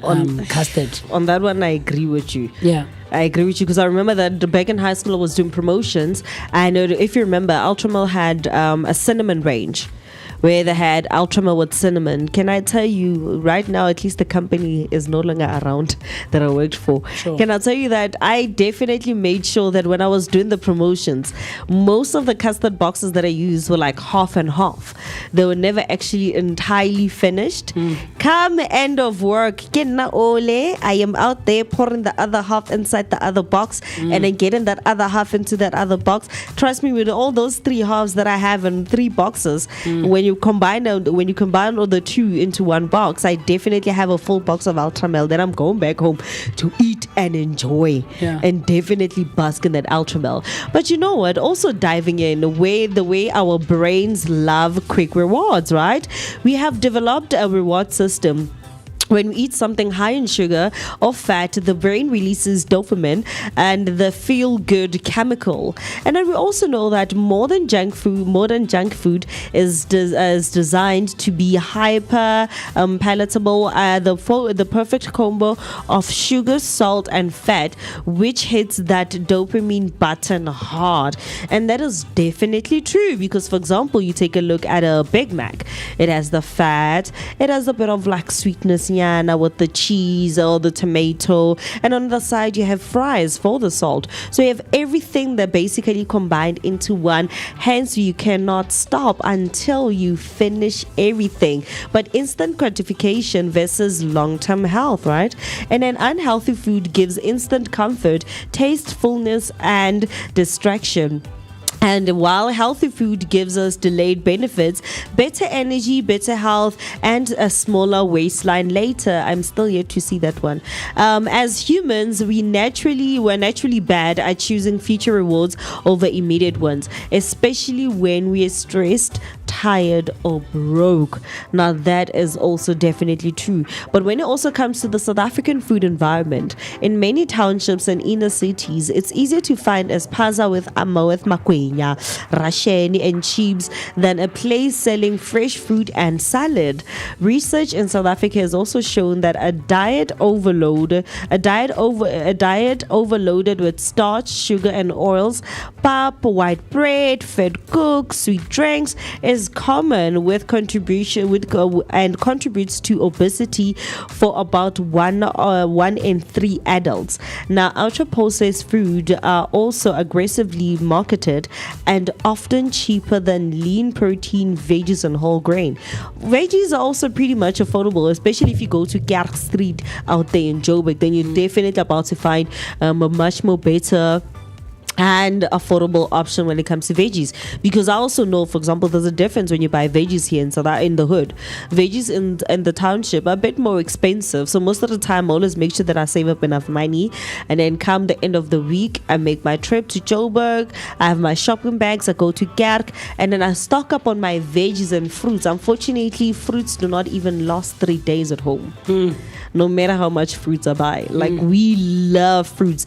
As much as we love eating processed sugar, we are more into the natural sugars. So your grapes, your mangoes, your papaya, especially papaya. Papaya is one of the favorite fruits that we like having at home. Growing up at home, it was not something that I liked. And my grandmother kind of spoiled me because I'd only eat papaya if she peeled it. Okay. If she did not peel it, then I was definitely not having papaya. But then papaya is also nice. The same goes for there's this other fruit that I like, but I always forget. I always forget the way it's called properly, so I'll call it a spekpak. I think it's called a spekpak, if I'm correct. It's like sort of like a watermelon. It looks almost like a watermelon. It also has the same amount of nutritious goodies that you find in a watermelon. The only difference is that when you cut it up, it starts off with like a bit of sweetness, and when you get to the end of it, it has a whole lot of bitterness. Have you ever had it? Spekpak, something like that. I don't know what you're talking about. I've never it's small, man, and then normally it's green outside, and then the shell or the covering, the outer layer of it, kind of looks like it's cracked.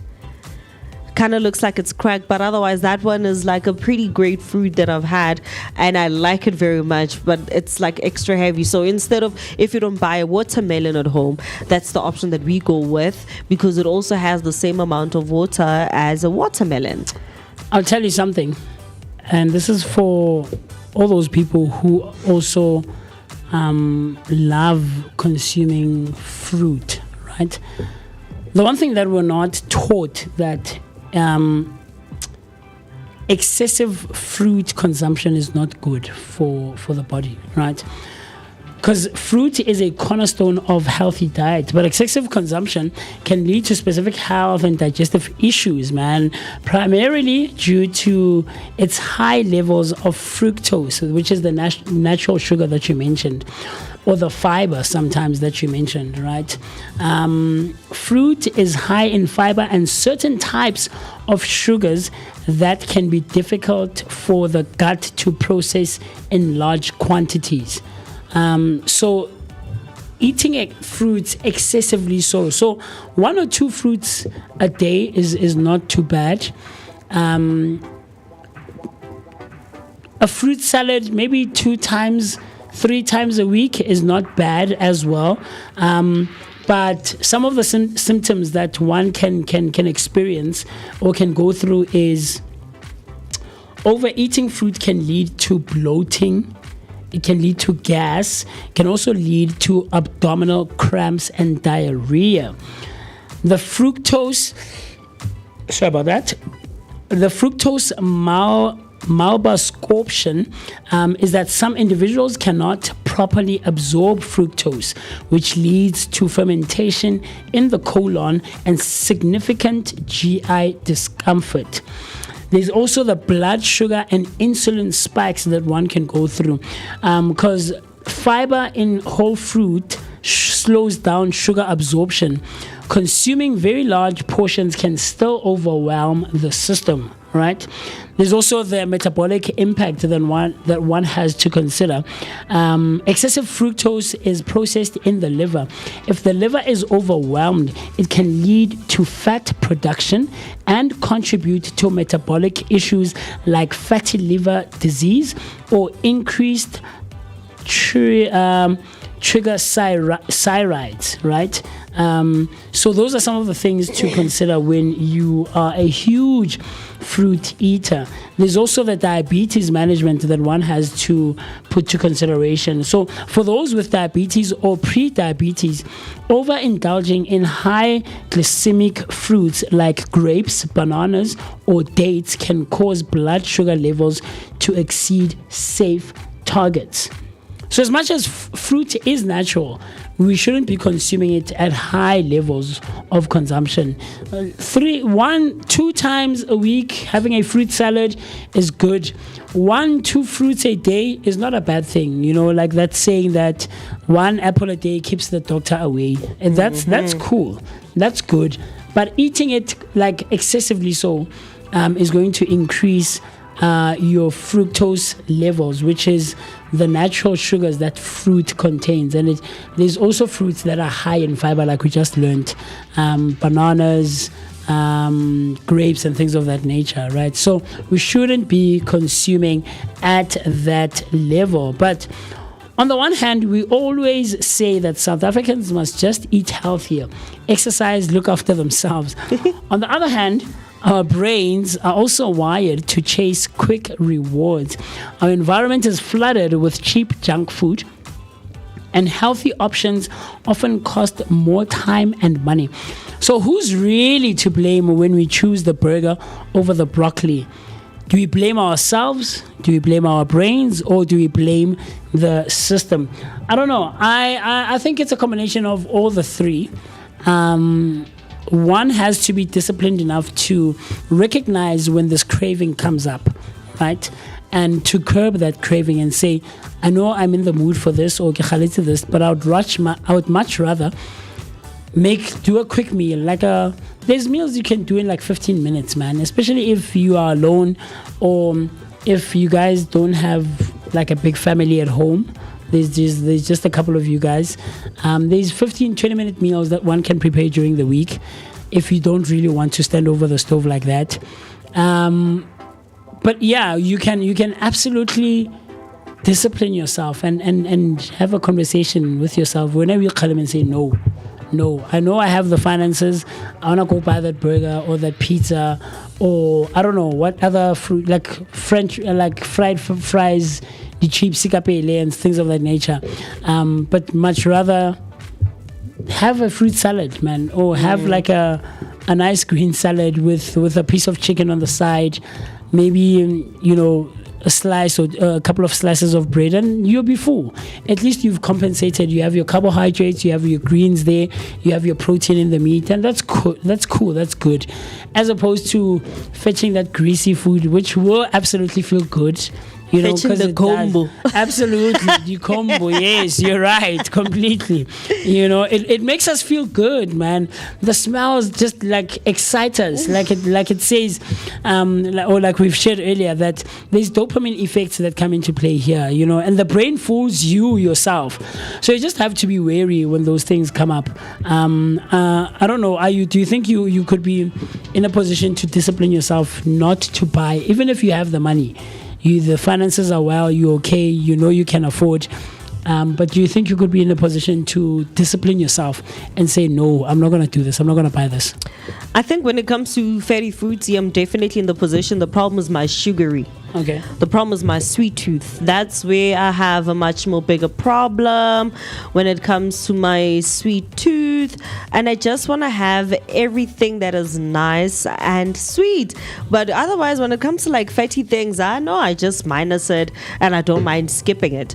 But otherwise, when it comes to basically sweets, that's where it becomes a problem. Most of the time, if I do have money and I buy anything greasy, it's because I'm on the rush. For example, when I go and work for the events company, that's when I like, if I have like 10 rand, I buy fries because I know it's going to be like a very long day, and I definitely won't have time to have lunch. So those fries are going to like sustain me until when I knock off later around 6, around 8 in the evening. That's when I'm only going to have my lunch / proper dinner there, because I know that very when they feed us, they literally feed us like a high calorie, a very healthy food. You have like your butternut there, and then after having your butternut, and then would have chicken. The chicken doesn't even have salt. It's like it's boiled, and then they put it there and they just let it burn for like 2 minutes, and then they remove the chicken. That's how much healthy the food is that they give us there. So I know that even if I did have like your fries at the moment before I started working, later on I'm definitely gonna have a much more higher calories, high protein type of meal that I actually need to balance off the fat that I just ingested during the day. And one thing that I also try to stay away from is having your energy drinks when I go and work there, because they're also very high in caffeine, and then they also have like a bit of sugar. For me, when I have them, they don't actually just give me the energy. I just have them for the sugar. So I just also try to minus that one. Instead, I just opt for having water instead of having the sugar within the energy drink. I see you. Very interesting stuff. I mean, I have been at those kinds of events that you work at a lot of times, and I think that's where I really started learning to maybe not necessarily enjoy, but to be able to indulge in those, I guess, slightly healthier meals, especially food that is boiled. I think what it also is for me is that there is a cultural aspect that comes to play here, where in the black society we know that there are staples that we grew up on, especially by virtue of circumstances, and then there's societal things that we've adopted, you know. But when you grow up, you are able to break those and develop your own and things of that nature. But I do try to be cognizant and wary of what I eat and when I eat it and how I eat it. And so that's where I learned how to down or indulge in salads and in boiled meat and boiled veggies and things of that nature. But there are things that I will absolutely not eat, you know. And I have seen in some cultures, you know, or in certain societies, for instance, if you compare a black and white person, and not to make it like a race thing in a bad way, but we consume different things, you know, and thus you would find a white person would enjoy coming to Soweto, enjoying braai meat, or enjoying kota, or enjoying makwenya with acha, and those other condiments that we eat, like mangola, mavrondo, you know, we call them, those are just colloquial terms that we refer to them, but think of them as like polony or like ham and things of that nature. There's this thing we call, I love white liver with makwenya. I absolutely especially if makwenya, you know, is straight from being cooked and it's still warm, and then you put the white liver inside there and it just melts. It's like, yes, this is what I live for. You know, it's so satisfactory, but you know that it's not good for you. I know there's a local place that we always buy makwenya from, Libobanel and stuff, and it's greasy. So that's the thing for me. The thing for me is when I see the oil in the food, I'm turned off. And when I see the oil in the food, I'm turned off, especially after it's been served and it's been plated. And it's like, hey guys, why are we still seeing oil in the food? Like, no, you know. So I'm instantly turned off, and I'm not going to want to indulge in those kinds of food. I really enjoy dry food. Just a bit of oil, just so that it doesn't stick to the pot or to the pan, but not to an extent where you have the oil dripping on your fingers. No, man, no. So I don't know about you, man, but yeah, those are some of the things that we go through. But there are a few perspectives that people share in society, like I just mentioned, and it's about discipline and things of that nature. Like I mentioned, would you be in a position to discipline yourself and call yourself to order and say, nope, I'm not going to enjoy this, I'm not going to buy this, I'll enjoy a nice, slightly healthier meal at home, right? And we all know that what's good or bad for you is not always free, right? People use brain wiring as an excuse to be lazy. Like I said, I absolutely do use that thing. Like, no, I'm not. And thus I said it's a combination of both the brain, myself, and the system as well, working hand in hand. If you can buy 2 liters of cool drinks and chips, you can buy water and fruit. That's another thing.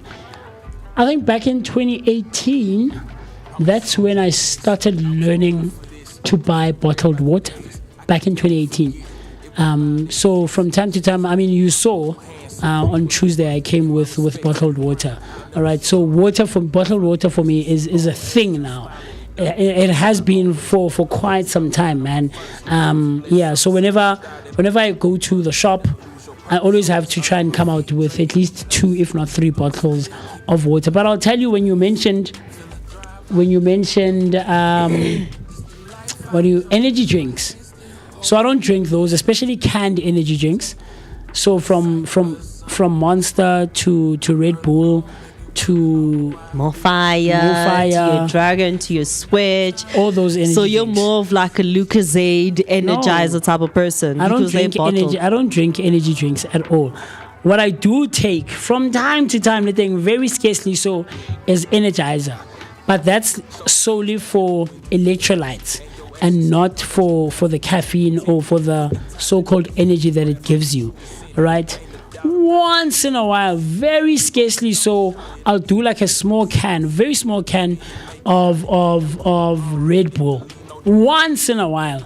But I never grew up to be that person who consumes energy drinks like that, because they're very addictive. I know there's a couple of people in my neighborhood who consume 3 to 4 cans a day. Now that's a lot. Of Switch. That's a lot. So I try to avoid those kinds of things.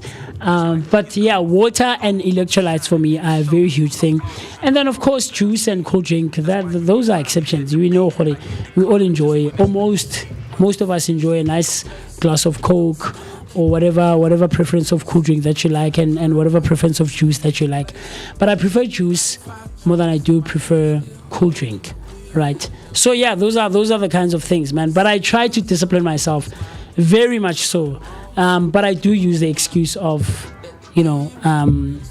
wiring to be lazy, because I don't like standing over the stove, man. Yeah, definitely. Hey, and then we're also going to be talking about the food system, right? People are set up to fail. Junk food is cheaper, closer, quicker, especially in low income areas, and adverts are everywhere. We are talking about billboards, social media, spot sponsorship, especially around sugary drinks and fast food. Now, you can't out-discipline a system that's designed to make junk the easiest choice. That's something that is definitely not easy to do. But right now, we're going to switch it up and try to also play a game right here. So imagine that you're driving home after a night shift and you're hungry. It's cold, man, and you're past a 24-hour drive-through. So A, a smash burger, chips and cold drink, or is it going to be B, go home and cook and make that sad tuna and salad situation? In this situation, drive-through. I was about to say that you're definitely going for A. I'm going to drive through, man, no doubt whatsoever. I know it's not the healthier option, but like, who has time to stand over the stove? Like, guys, I'm sorry. Like, even the lady who's going to get married to me someday, or the lady that I'm going to marry someday, she's going to have to be, or she at least have, some insight in the kitchen, know her way around the kitchen. I'm not gonna like make her a slave and make her cook all the time, because I know I don't like cooking myself. But I would really much rather prefer to have a nice lady who knows her way around the kitchen and, yeah, man, can come up with very interesting meals. Yeah, I think I'd rather go for the tuna and salad. No. And I know one of my favorite easy to go to meals when I get home, it's definitely a PB&J, peanut butter and jam. That one, I could never go wrong with it. Now, here's also our second scenario. You've had a fight with your partner. A, is it going to be an ice cream and Netflix until midnight? Or B, walk around the block, drink water, journal, then sleep?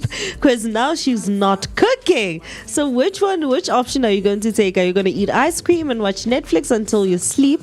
Because you also do not want to cook at that moment. Or is it going to be B, walk around the block, drink water, maybe write something on your journal, and also go to sleep?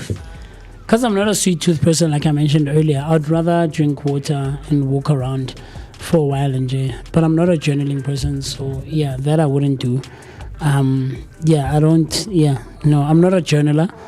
But look, if you are someone who loves, putting your thoughts and your emotions to paper, absolutely go for it. Knock yourself out. But I would much rather, walk to the nearest gas station, to the nearest garage, grab my bottles of water.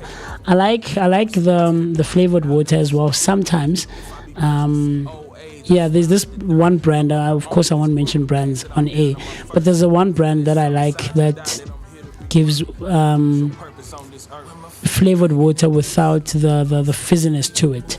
I love that. So I'd buy that, walk around for a bit, and then come back a bit later on after I've cooled off. Yes, ma'am. And for me, I think I'll probably have an ice cream and Netflix until midnight. Yeah. But because I know how to cook, then I'll definitely try to cook myself something. Unfortunately, it's not there on the options. Now we're just also going to be talking about a salary drop, because having a salary drop out of nowhere is also not something that's pretty amazing. Because imagine now you need to celebrate with a partner. Are you going to either celebrate with a platter and cocktails, or B, go home and cook and put money aside for groceries? Hey, Mila, let's go out and have a drink, man. What are you talking about? But Chief? your salary just dropped. No, Chief, no. We sell. No, how about a salary just dropped? It means you just got your salary. So how are you going to sell? Are you celebrating, or are you going home and do a home cooked meal? Chief, we go celebrate with a platter of food and some drinks, and we enjoy ourselves. We worked for this money. We can't be Chief. No, so no, like I said, I don't like standing over the stove, and cooking always seems to take long, man. Even if it's a quick meal, a 10-minute meal, it feels like it's 20 to 30 minutes. So like no, I'm one of those people, like, the easy way out, like I did mention when we started this conversation, specifically when it comes to food. When it comes to food, the easy way out for me, the easy way out, Chief, let's call an Uber, let's call a Bolt, and let's go buy food somewhere. Like, I don't mind driving. There's actually a nice place that I want to go try out. There's a friend of mine who I want to go try this place with, and I told her, there's places that I want to take you to. So I'd much rather drive somewhere, or rather call ahead, guys, I'm coming, please prepare a table for me, and a meal for two. We'll see what the options are when we get there on the menu, and then cooking takes time, man. Cooking takes time. Even when we're here in studio, buying food or cooking, what would you rather prefer here in studio? It's probably the buying of food. Exactly, because cooking takes time. Cooking takes time, guys. Even if it's a quick meal, like toasted bread and cheese, and it just takes too long. I'm sorry, no. So let's go celebrate, buy a nice platter of food, have the drinks flowing, coming through, and let's enjoy. Go out to shop, meet new people, mingle, man.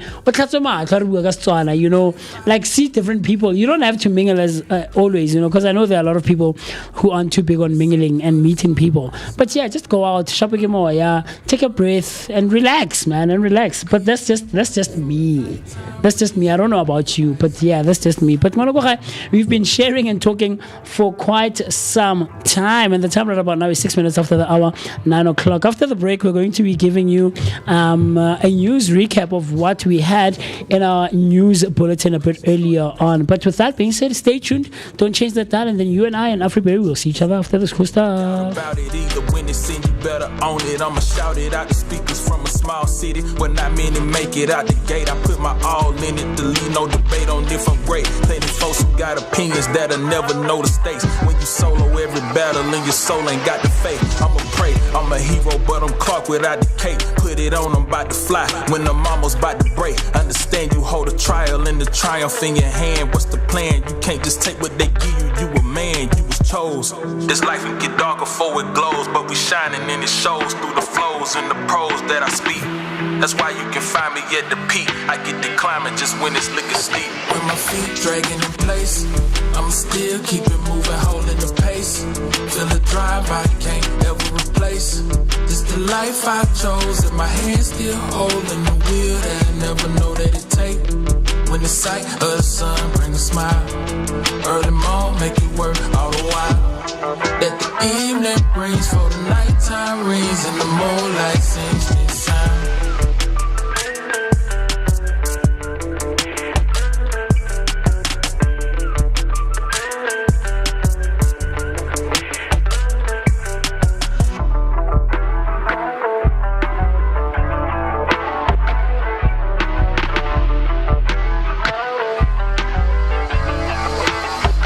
Soldier in this, I was molded for this. Built and bred by the days I could never forget. It was bound to exist. Shape this land with my own hands, so pay what I'm worth. Give my respect to the grind, I'll never short on the work. If I be blessed to see old age, I'll smile at the dirt, knowing I own what is grown to pass it all down to my first. If you let some inside you die, then I'm here to rebirth. Never lose your purpose on this earth. With my feet dragging in place, I'ma still keep it moving, holding the pace. Feel the drive I can't ever replace. This the life I chose, and my hands still holding the wheel that I never know that it take. When the sight of the sun bring a smile, early morn make it work all the while. That the evening brings for the nighttime rings, and the moonlight sings this sound.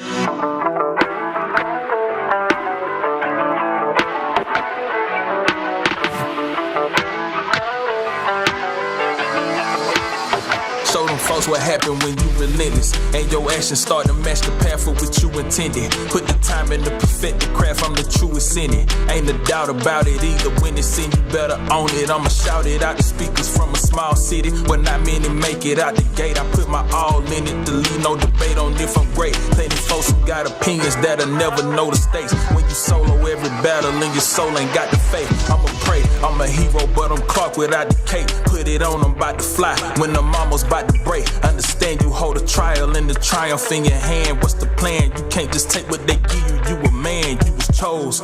This life can get darker before it glows, but we shining and it shows through the flows and the prose that I speak. That's why you can find me at the peak. I get the climbing just when it's looking steep. With my feet dragging in place, I'ma still keep it moving, holding the pace.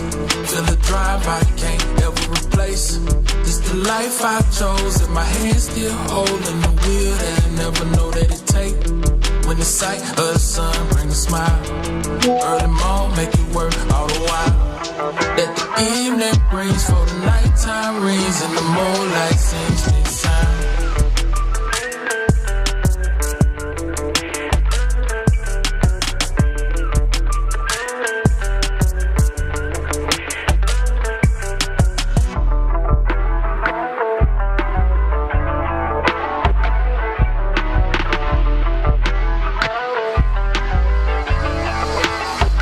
Soldier in this, I was molded for this. Built and bred by the days I could never forget.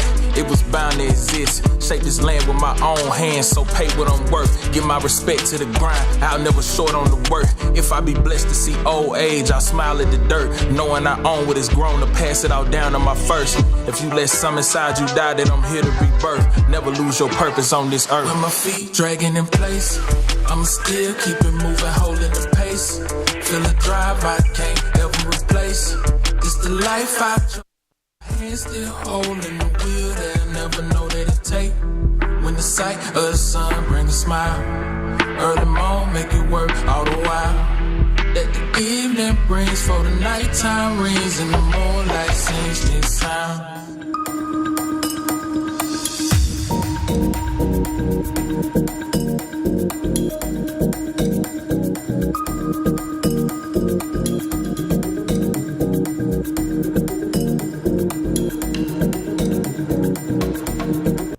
Welcome back, and these are your latest news headlines. On the first headline, traffic police sees 25 Limpopo vehicles.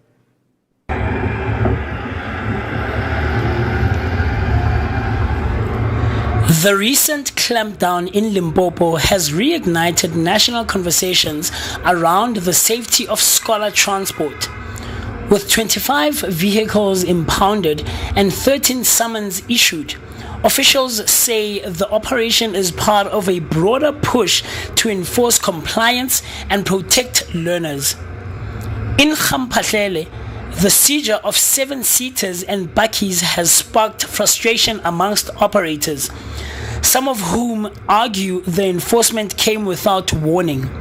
Meanwhile, community voices are calling for long-term solutions, not just inspections, but investment in safe, reliable transport infrastructure. As similar operations roll out in Gauteng and Northwest, the Department of Transport insists this is not a one-off blitz, but a sustained effort to restore order on the roads.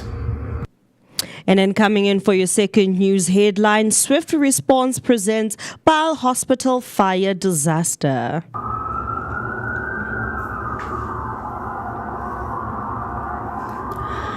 Tuesday's fire scare at Paarl Hospital could have ended in tragedy, but quick action turned the tide. Emergency teams managed to contain the blaze before it spread, with no injuries reported and patients safely relocated. Hospital staff and first responders have been widely praised for their coordination and calm under pressure. Some voices in the healthcare sector are now calling for routine fire drills and infrastructure audits, especially in older public facilities. The incident has also reignited conversations around emergency preparedness in provincial hospitals, with many urging a proactive approach rather than reactive fixes. And now coming in with your third news headlines, Josco CEO Matibe released on 50,000 Rand bail.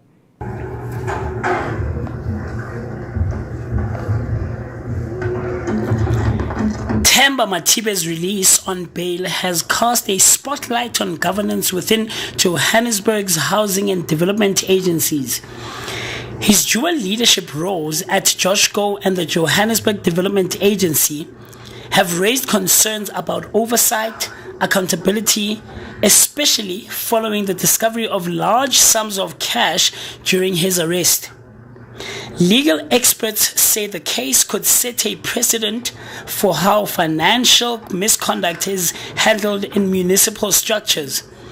Meanwhile, public sentiment is mixed. Some call for swift suspension, others urge due process. As Matibe prepares to return to court next month, questions linger about the ripple effects this may have on housing policy and public trust. This has been Moocee Mist for your Vooka News Update. Hey, thank you very much, Mr. Miss, for those daily updates on the amazing news that we have going on out in the world, hey? And right now, phela wa itse keng tshwantse re tsebe ka dilo tse di monate. Like wa gopola nako le kgone go tswa Wakanda Moocee. Do you remember when Wakanda Face came out?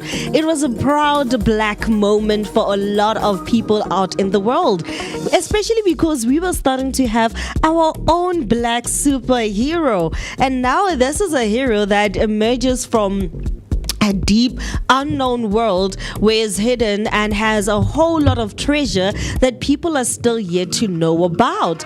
And I am talking about Marvel's Black Panther premiere, which happened in Los Angeles on the 29th of January in 2018 at the W Theater, making a historic cultural moment with director Ryan Coogler and star Chadwick Boseman, may he rest in peace, leading a cast celebrated for bringing Afrofuturism and African heritage to the mainstream. The film went to gross over 1.35 billion worldwide, becoming one of Marvel's most acclaimed releases. Now, please let me know that you had a fanboy moment when Wakanda came out. I'll never be a fanboy in my life, ever. ever. I'm sorry. I'm never going to be one of those people who's faced by celebrities. Firstly, because I don't know, I was never raised like that. Look, Omo too. Yes, you're on TV. Yes, you're on radio. Yes, you do music. Yes, you are a social media personality or whatever. But there's one person in the world. Maybe I could fanboy over her, and that's Erykah Badu, man. Guys, that lady. There we go. That lady is just too crazy, man. That lady is just too crazy.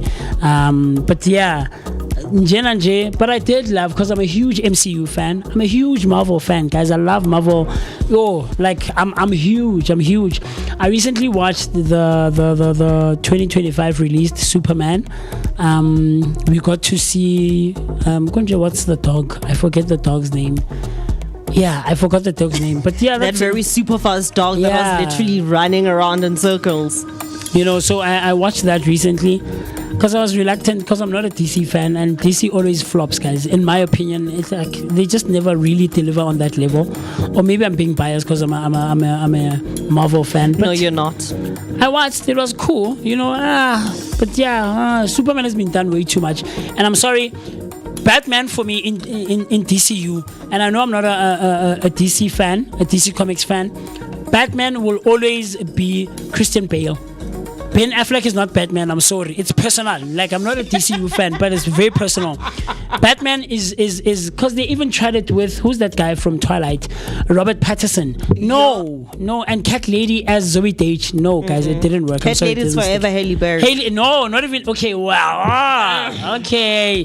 For me, it's forever. Okay. Halle Berry, because she did the standalone movie. Yes, but I also liked in the Dark Knight Rises. In the Dark Knight Rises franchise, and Hathaway. And Hathaway also did justice, I think, in my very humble opinion. So Batman will forever be Christian Bale. Superman will forever be, who's this guy who they brought to Twilight, to MCU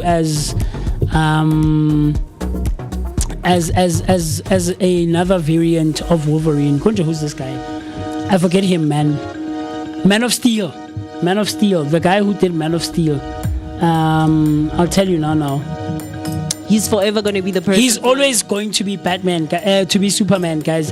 Henry Cavill, guys, Henry Cavill will always be will always be Superman. Even on The Witcher, he'll forever stay The Witcher for me. I mean, there's that as well, right? So yeah, I don't know, but I was excited when Wakanda came out, the Black Panther, and I think the world all over, we were sad when we lost Chadwick Boseman, because it derailed what the future of Black Panther would be like. And the second Black Panther for me slightly flopped, I think. So I'm looking forward to the third one to see what they're going to do with the franchise and see how they're going to navigate, introducing a new Black Panther. Because Shuri is going to step down. She's still a bit too young, and we don't want to make it a male-female thing, but it didn't really stick with her being the Black Panther, But let's see what else we have. Yeah, we'll definitely see what else they have. But I do know that you're probably going to be pumped up for the next MCU, which is coming out on the 18th of December 2026. Doomsday. Avengers Doomsday. I saw the trailer. And it's not even a trailer. It's basically basically a sneak peek of what to expect. And I'm pretty excited about that one. But speaking about excitement, nothing is more exciting like seeing somebody in the world of football who's also a football legend and has made like a lot of the things go out in the world, including having his own cologne or perfume out there in the world. And I am talking about the one and only person who married a Spice Girl, and that is David Beckham. Because in 2018, David Beckham officially launched Inter Miami CF, a major league soccer expansion team based in Florida, fulfilling a clause in his 2007 LA Galaxy contract that allowed him to buy into MLS franchise. The announcement marked a milestone for soccer in the US, with Beckham promising to bring world-class talent and a vibrant football culture to Miami.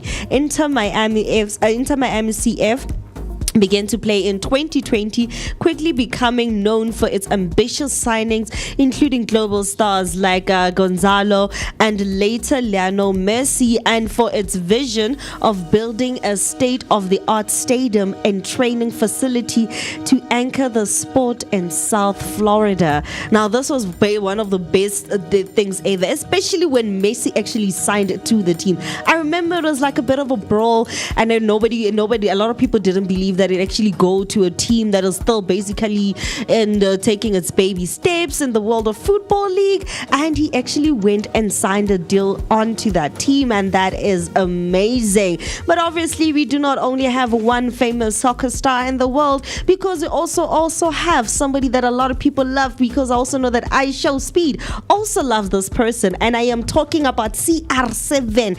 And in 2014, Cristiano Ronaldo reached a landmark by making his 500th appearance for Real Madrid, and in the same match he also became the first non-Spanish player to captain the club. The achievement underscored his immense influence and leadership within the team, cementing his status as one of Madrid's most iconic figures. By then, Ronaldo had already amassed multiple La Liga titles, Champions League victories, and Ballon d'Or awards, with his consistency and goal-scoring powers redefining the modern forward role and elevating Real Madrid's global dominance. Proper stuff, man. I know Mo would be going crazy over this one, because he's a huge soccer fan. But you might be wondering what number of days we're celebrating today. Today is the 29th day of January, but also of the year, and it also marks that we are left with 336 days until we say goodbye 2026 and hello 2027. What's that? December like Umam Tembi would always say, man. Proper stuff. But in relation to counting the number of days we are in the year, we're also celebrating a few national and international celebrations, and one of them that stood out for me on this morning is National Puzzle Day. National Puzzle Day is celebrated annually on the 29th of January, encouraging people of all ages to enjoy puzzles, from jigsaws and crosswords to Sudoku and the Rubik's Cubes, as a fun way to exercise the brain, relieve stress, and improve memory and problem-solving skills. It's a day to step away from screens, challenge yourself, and rediscover the joy of puzzling. Talk to me. Have you been, or growing up, were you a huge fan of puzzles? Definitely. Yeah. I like puzzles because they always kept my brain working, because you're always trying to figure out which one is the next perfect piece to actually make the puzzle whole. So I loved puzzle, and I loved filling out the puzzles. Even right now, sometimes I turn to take my son's puzzles and then play with them. You play with them without him knowing. Nice. But I need to literally wait for everybody to be asleep so I can let my inner child come out, because I know my grandmother is always on my case. It's like, no, you're a grown woman right now. You are now a mother. You can't be busy playing with puzzles. I'm like, they said 12 and above. They doesn't say 12 until 13 or 12 until what. So yes, I am definitely going to play with puzzles. I see you. Same here. I also grew up loving puzzles. My brother knows, and he every now and again, or every ever so often, he would bring back a new puzzle for me. Because I wouldn't say I was like exceptionally good at them, but I held down my own. I think I was pretty decent at solving puzzles, and he would challenge me and bring back a slightly bigger one with more pieces, and then I would figure it out. A slightly bigger one the next time with more pieces. But of course, you outgrow such things, those kinds of things when growing up, and then you eventually lose touch with them and stuff. But I think we should challenge ourselves here in studio and buy those puzzles, the 2,000 pieces, the 5,000 pieces, and try to solve them, man, and see how long it would take us. So today we were celebrating National Puzzle Day. Proper stuff. So I don't know if you are a dog or a cat person. Which are you? I'm more of a dog person, but for some reason I'm now also a cat lover. So I've turned. I know cats are not your thing. Animals are not my thing. Okay, so for me, I'm more of a dog person, and I can accommodate cats, but I'm not really into cats. Give me a puppy and see the love explode out of my face, out of my ear. I literally turn all mushy inside and I start crying. Yeah. But otherwise, I'm more of a dog person or compared to a cat person. I see. Remember Kamu, the lady who came towards the end of the year? Yes, I remember her. Kamu loves cats, and because I mentioned, I don't know if you were around when I mentioned this, she had recently come back from Turkey. All right, she had recently come back from Turkey, and only to find out that cats in Turkey are a huge thing. So I was supposed to I did get an opportunity to go and work that side, but by virtue of the cat situation, I ended up having to deny, or maybe not deny, but come back earlier. No, but refuse, I guess, for lack of this word that I'm looking for. So I had to turn the opportunity away. Because there's this lady who found out about me. There's this guy who's a vocalist. He's pretty good. He knows what he's doing when he's on stage and blah blah blah blah blah blah. Here's his number. Please reach out to him. So we start talking with this lady. But I tell her, look, Mfeto, I have a few people who were in Turkey and who've done the 6-month, 7-month tours that side, and they tell me that cats are like a huge thing, right? Like to an extent where you will get in trouble if you find a cat sitting on a chair. You would much rather stand. That's how extreme it is. So right? Cats are treated as royalty. Like cats are a thing in Turkey, and they're everywhere. And when they say everywhere, they mean literally everywhere. Everywhere there's cats, not even a cat, but cats all over the place. So this friend of mine, Jasmine, was telling me, no, if you are not a cat person, you're gonna have a hard time. This lady also, reiterated that fact. Moocee, I feel so bad for you, and I really want you to come on board and work with us and go, because people are gonna start preparing and leaving now, depending on where in Europe you're going, like which country you're going to work in. But yeah, for the most part, people start leaving around month end April, May, towards the beginning of May, and then come back October, November. So yeah, she's like, I would have loved for you to come on board, but if you say you're gonna have such a hard time. And I'm sorry, I know there's a lot of people who love cats out there, but I'll never understand you, and I'll never come in your house if you have a cat in your house, ever. I'm so uncomfortable. I'm so uncomfortable. Every time I visit Native Rebels, I always have to ask them to lock that cat away in the storeroom or like in the back office or something. I've never actually paid attention to the fact that there's actually a cat. There's always a cat go native. There's always has been, like, for years, since Ketama native from back in the day, man. There's always been a cat, and I always have to ask them.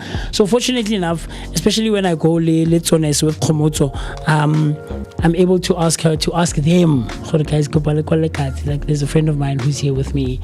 You know, he doesn't like cats. Like is not like, or a dislike of cats is an understatement. I absolutely dread having a cat around. So if you are like Afriberry, you are on the opposite end of that stick and you are a dog person, today we are celebrating Seeing Eye Guide Dog Anniversary. You're asking yourself, what is that? This is a celebration that is celebrated every year on the 29th of January to honor the founding of the first guide dog school in the United States. And it also recognizes the extraordinary role of guide dogs that they play in giving independence and mobility to people who are blind or visually impaired. It highlights the deep bond between handlers and their dogs, the rigorous training these animals undergo, and the life-changing freedom they provide. So that's why I was asking if you are a dog or a cat person. For the most part, I honestly, and I don't like saying this in front of a lot of people because I know people come for me, but I'm not an animal person at all. Like I was telling Komoto a couple of weeks ago, like I'm not interested in going to the zoo, guys, because it doesn't fascinate me. I'm sorry. There's nothing interesting for me. Like, I don't mind. If you want us to go, let's go. And maybe once I'm there, then maybe I'll start enjoying myself. But like, I'm not interested in touching the animals and feeding them. And no, it's not my thing. It's almost like you're a bit of like a germaphobe because you know that, not saying in a bad way. Sure, no, I get you. Yeah, but people who are like not a huge fan of germs. The one thing don't like touching a lot of things, especially animals. That's like one thing that they do not like. They do not even want to see near them or anything like that. But for me, I don't want to lie. I think I prefer a dog much more compared to a cat. Same, to an extent. Yeah, besides the whole point of the fact that if a person is blind, it can guide them, and it's good for people who have like epilepsy in terms of reminding them to drink their medication and all of that jazz. For me, it's all about more of the protection. With a cat, probably can protect me, but not really. If robbers come in, I'll barely even be able to hear that meow compared to a dog barking. Exactly. So that's where it gets confusing for me. You find a person's like only has a cat only, and then you don't have a dog, and I'm like, it's a bit weird. When you have a home invasion, it's only gonna just meow out there, but you're not gonna hear anything, unfortunately. Yeah. Look, man, I don't know, guys. Like, the thing for me is that a cat thinks that it's a person and it has moods, and like, why are you nurturing an animal like that? Like I'm sorry. It's moody. Like, what are we talking about here? Like, I'll never understand that. But like, each to their own. Like, if you are a cat lover, like I mentioned, she loves cats. Like, she'll cuddle a cat, she'll go in bed with it, and no, that's extreme. No, that's extreme. But I would I tolerate dogs, but especially well-behaved dogs. I don't want those dogs that will want to come and sit with us. No, man. I'm sorry to use profanity on air. So, pardon is French. Exactly, Yeah, but like, I'm not an animal person, and I don't bash anyone, and I'm not against anyone who loves animals. But like, if it's a dog, it should be a well-trained dog that'll know its place, especially when visitors are around. When you have people around your house, like, train your dog to go sit somewhere, play around, or do something. Not have it, because not everyone. And here's my thing is, my biggest peeve about this is that people who love animals and people who love pets, specifically cats and dogs, don't understand how the rest of us are, those who don't love and don't appreciate and don't want animals around us. Well, understand, it's not even an allergy thing, or like, it's not personal against you. I just don't like animals. And if you love having people around, that's why I promise you that's why I much rather stay at home. And if I have to visit someone else's house, I'm going to ask you before I leave my house, do you have animals at your house? Are you comfortable with locking them in a room or keeping them outside or keeping them tied even? If not, then I would rather not come to your house. Do you get what I'm trying to say? So that we don't have those kinds of things. And one understand. And then you have people walking around with like a little puppy in their bags or in their hands. It's like, oh, it's cute. No, it's not. It's not cute. It's not. I'm sorry. It's a thing for me. It's like it's an entirely huge thing for me. And like, let's learn. As much as I'm able to tolerate, with cats, there's no exception. I'm not gonna come into your house. I'll turn back. I'd rather sit in the car or something. With dogs, I can tolerate, and you understand, compromise. Yeah, even if I'm uncomfortable, but I can compromise. But let's do the same. Let's offer each other the same courtesy. I think as pet lovers or as animal lovers and as non-animal lovers, that's just where I'm at. So I don't know. Besides that, some people also tend to forget that as much as other people may love animals and do not mind sitting around a person who has a cat or a dog, but if your pet is also not well behaved, it becomes a problem from somebody who's also an animal lover. Imagine you know very well that your cat scratches you, and then you let it out on top of somebody who likes, and then you now have like scratch marks, or I end up having like my leggings torn, or my top is now torn because your cat was scratching. That's also something that people should also consider. The same goes for dogs. There's some dogs, you remember Lerato? She has a burble, so they call it tiny. It's 4 months. Tiger, they call it tiger. It's 4 months, but it's actually pretty big. So that dog has a habit of like literally coming up to people and then sniffing and them. And After sniffing, it starts jumping on top of you, and I'm like, oh, okay. For somebody who loves dogs and meets a dog that's like pretty straightforward, or a dog epapayo, like you get annoyed, like your love for animals dies down. But anyway, we're also going to be talking about something also fantastic in the world of cars, in the world of heavy metals and muscles, and that is the internal combustion engine.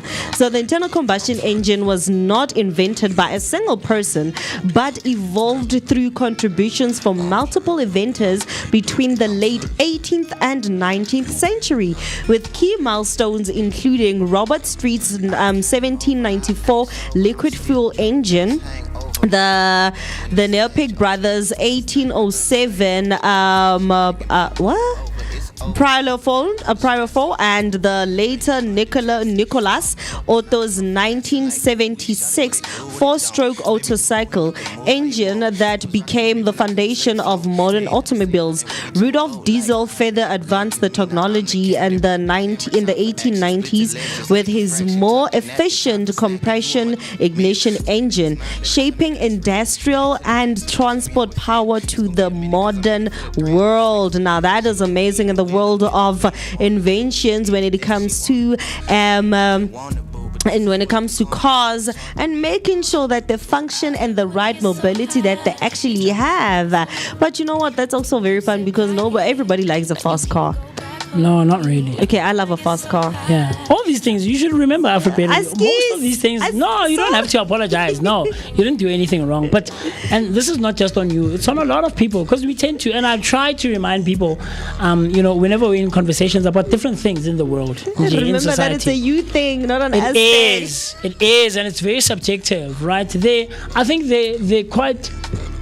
I think, and I could be wrong, and I absolutely stand to be corrected, but there are more subjective things than they are objective. Don't get me wrong, there are absolute objective truths in the world that we cannot deny. Absolute. It's objective, it's there. It's but a lot of these things are quite subjective, I think, in my view. Because what we tend to do is we want to quantify and equate them to them being a standard thing across the board, which is not always the case, unfortunately. Do you get what I'm trying to say? And this is one of them. I personally am not a fast driver.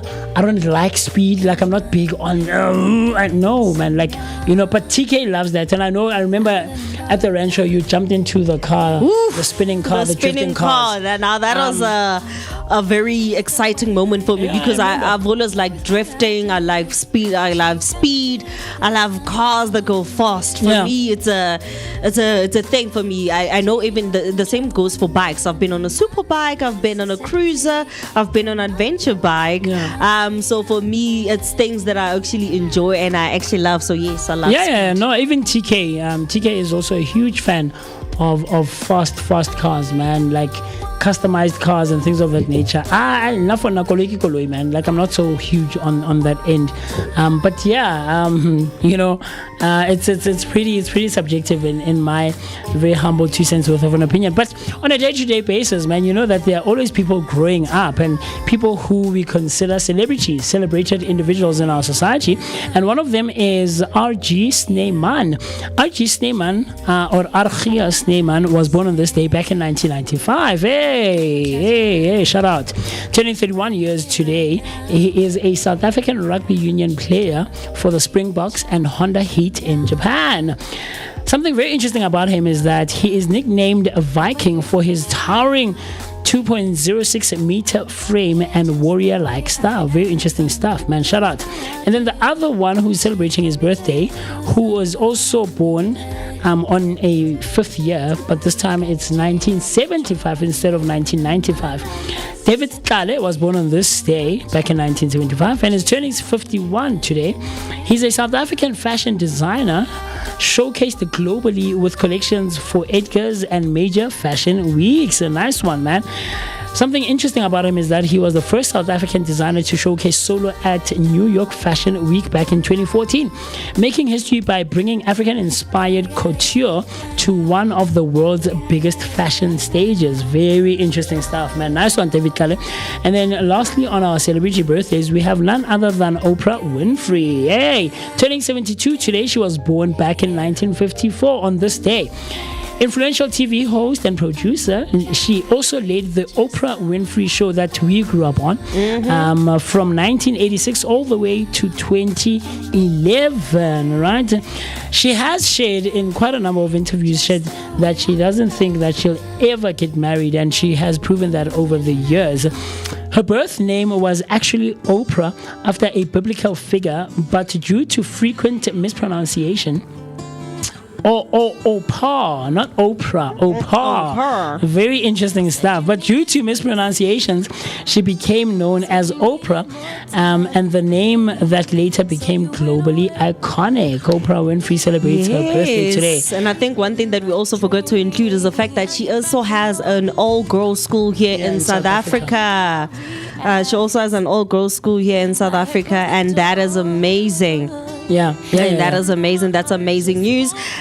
So happy birthday to everybody that's celebrating their birthdays. And right now, if I heard Amanya, I'd definitely be saying, you're getting a call, everybody's getting a call, because that's also amazing news. And there's nothing more fantastic and amazing than celebrating the fact that a person is being born and also celebrated. Now, we also know that there's something that we also do here right at the Vooka Breakfast Show to also enjoys the celebrations and make them nice and happy. But before we get to that, man, I want to wish a friend of mine a birthday as well.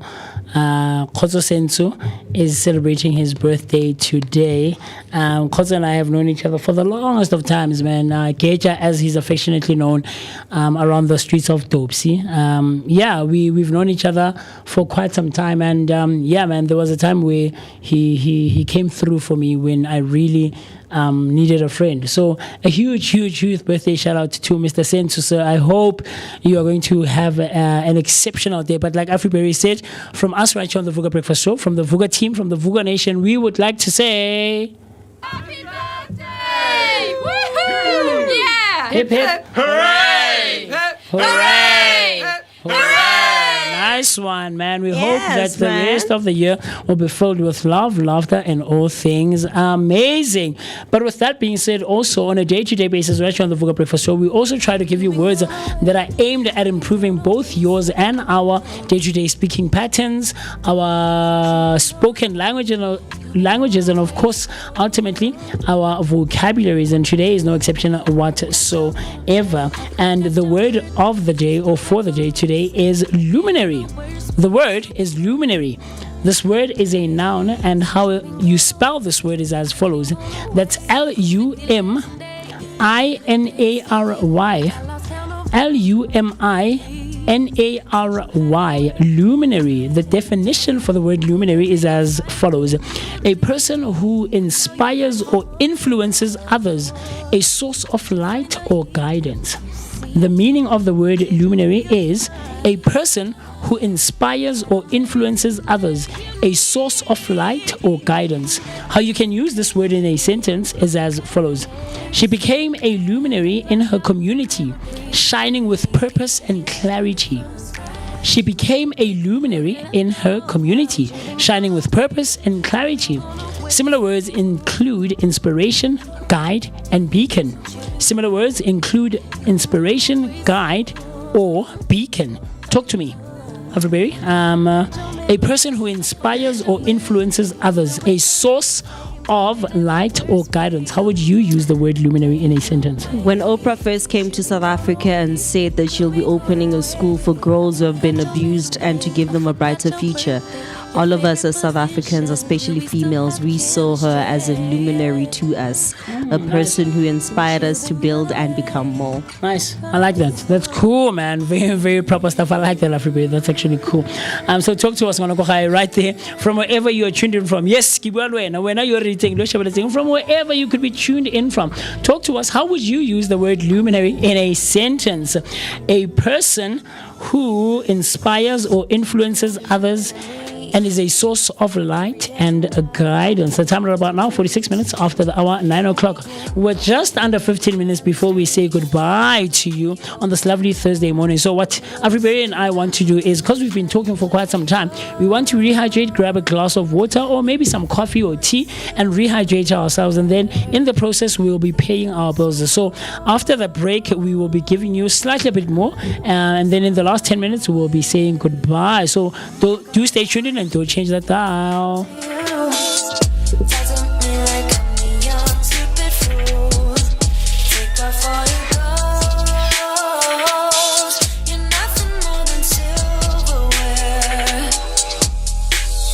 Why you calling me honey?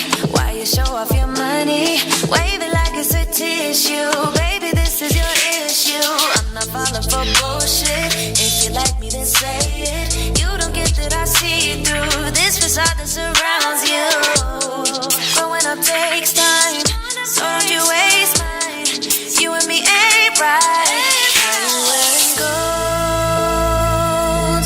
You're nothing more than silverware. Thinking you're so bold, but all you are is unaware. Walk around like everything belongs to you. Talk to me like I'm a young stupid fool. Take off all your clothes. You're nothing more than silverware. I'm over you, so done with you. I'm over you, so done with you. Why you wearing gold? You're nothing more than silverware. Thinking you're so bold, but all you are is unaware. Walk around like everything belongs to you. Talk to me like I'm a young stupid fool. Take off all your clothes. You're nothing more than silverware.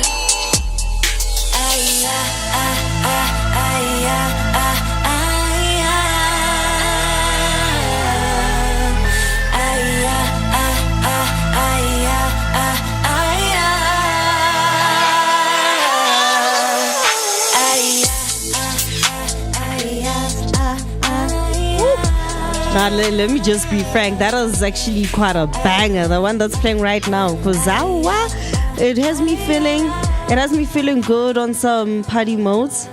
It has me feeling good on some party modes, and I literally just want to enjoy it again and make sure that it's feeling fantastic, because you know what? It's a pre-Friday.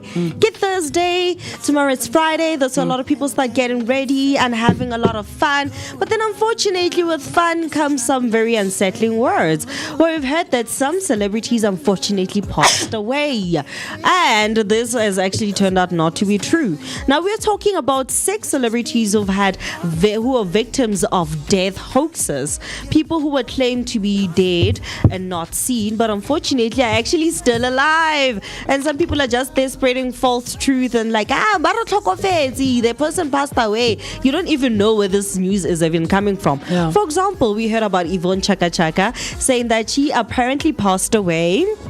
And this news was traveling like wildfire, and it spread throughout Facebook and voice notes, only to find out that it is not actually true. Like, imagine Mama Africa, the funny. Princess of Africa. Yeah, it's funny. The princess. What are we gonna do with the Princess of Africa? Because she's the reason why I love Umkombothi right now. I see what you did there. It's smart. I love that. Yeah. Look, man, these things are unfortunate, and it's I don't know, not with everyone, but it tends to find quite a lot of our local celebrities, and someone will do like a fake article and release it on Facebook or social media or like on the internet somewhere, and then people will start believing it.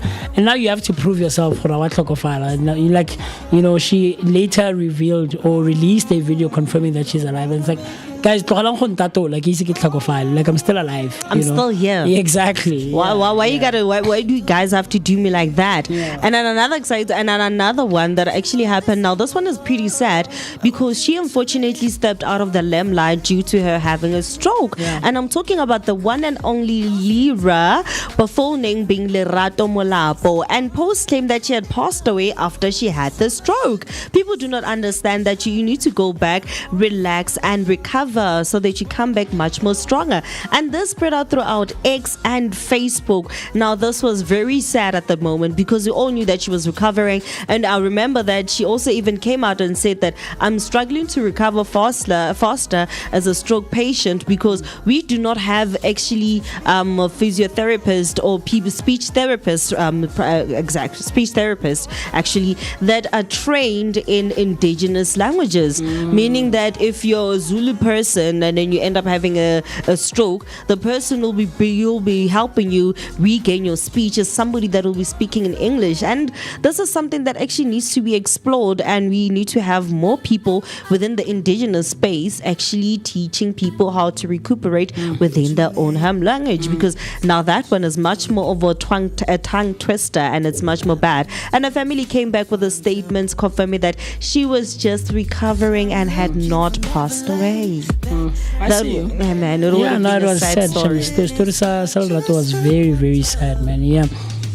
Yeah, it was pretty sad. And then obviously the man who'll be releasing his album tomorrow and turning it into a wonderful and fantastic video. Now I am talking about Java.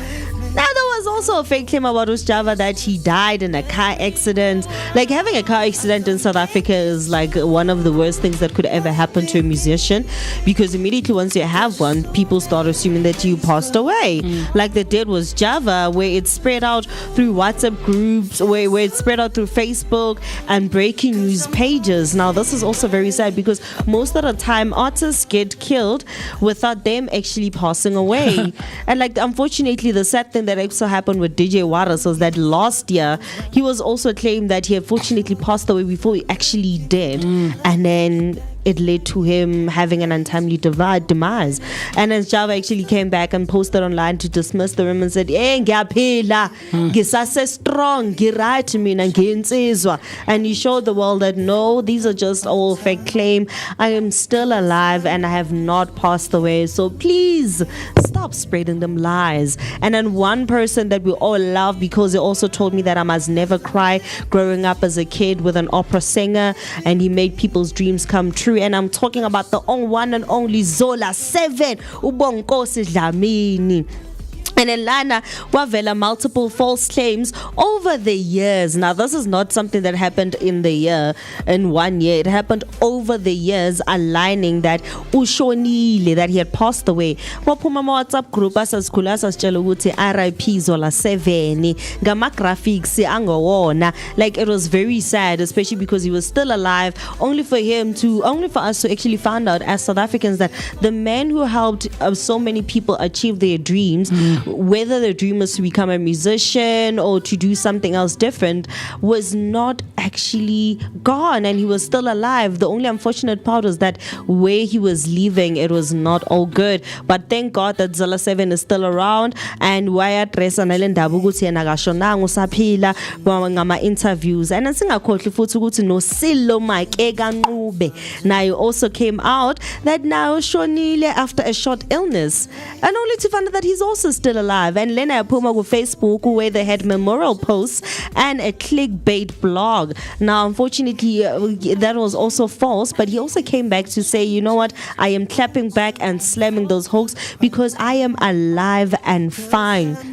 Now, this one, unfortunately, he did end up passing away. So Kumanga Lundi Taimara, before his actual passing, it was falsely declared dead several times. And Elena Yapumangendaba tabloid and blogs using social media posts. But his management did obviously come out repeatedly, issued corrections that no, he's not gone, he's still around. Unfortunately, until his actual demise, where he passed away and left this earth. So RIP to Lundi, and may you rest in peace. But to everybody that's still alive, please celebrate all the amazing life that you definitely have, because we still need you, we still love you, Mom Ivoni. Like, I still need your song to motivate me extra, so I know Guti Yabona is going to right in Pulane. Yeah.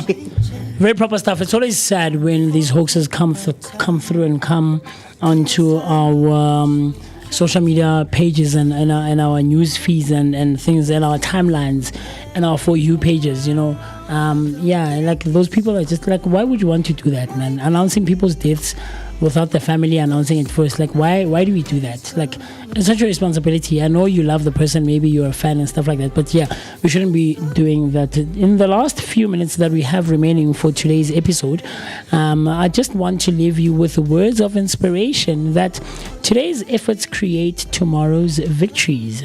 Today's efforts create tomorrow's victories. I'm going to go ahead and take that and run with it as far and as wide as you can.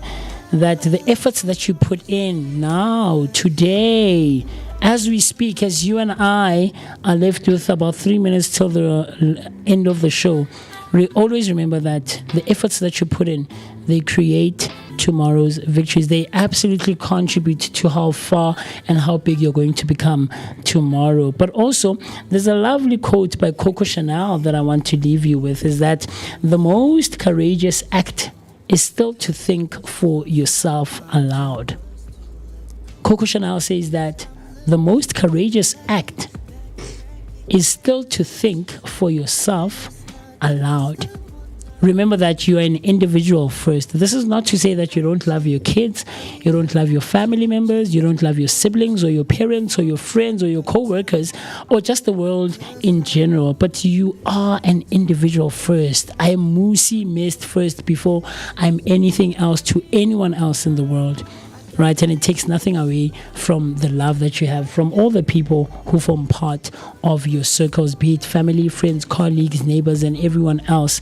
But remember first that you are an individual, you know, before you are all of those other things. So Coco Chanel reminds us that the most courageous act is still to think for yourself aloud. I've loved hanging out with you, spending some great quality time with you on this not so great Thursday morning, if you ask me, because I don't love anything wet and rainy and cold. You know, I'm not such a fan of those kinds of weathers. But I have enjoyed being in your presence and in your company, man. On the 29th of January 2026, the last Thursday of January, and I hope that you will, spend it in great spirit. I also want to remind you that Thursdays are where vision stretches forward. So from myself, the one and only MOOCEE, Mr. It's been such a pleasure to have been in your presence and in your company. Stay safe, stay cautious on those roads, and stay warm because the weather is not giving here in Johannesburg. I don't know about you Durbanites out there on the underground radio airwaves, but it's been lovely having hung out with you. So until tomorrow, same time, same place, as we give you a daily dose of positivity that is accompanied by an energetic start to the day. From myself, the one and only MOOCEE Mist. I'll see you tomorrow morning. And from me, Afriberry, have a safe trip, have a safe journey, enjoy your day. You can still continue listening to amazing music on the Underground Radio app. So please don't forget you can get it from iOS, and you can also get it from the apps, from the Play Store. Yes, man, I'll see you tomorrow, making sure that I give you the amazing gig guide that you so needed, so you know where to go for your weekend. See you tomorrow. Bye.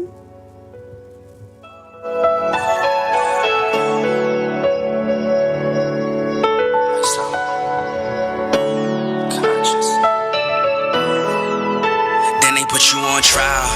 I was just a young child.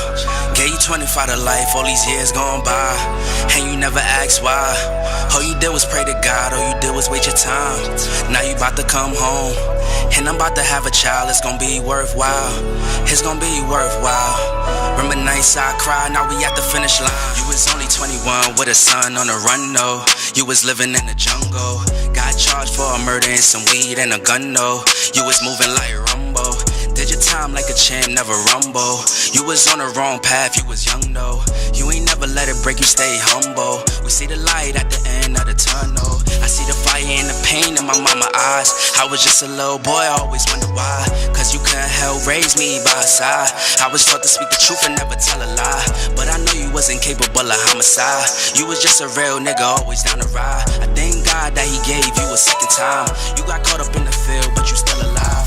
For the fam, yeah, I know you never jeopardized. All the time that you did it only made you wise. Collect call 30 seconds, yeah, I love you.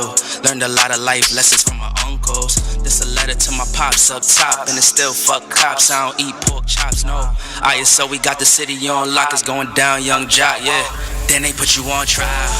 I was just a young child. Gave you 25 to life, all these years gone by, and you never asked why.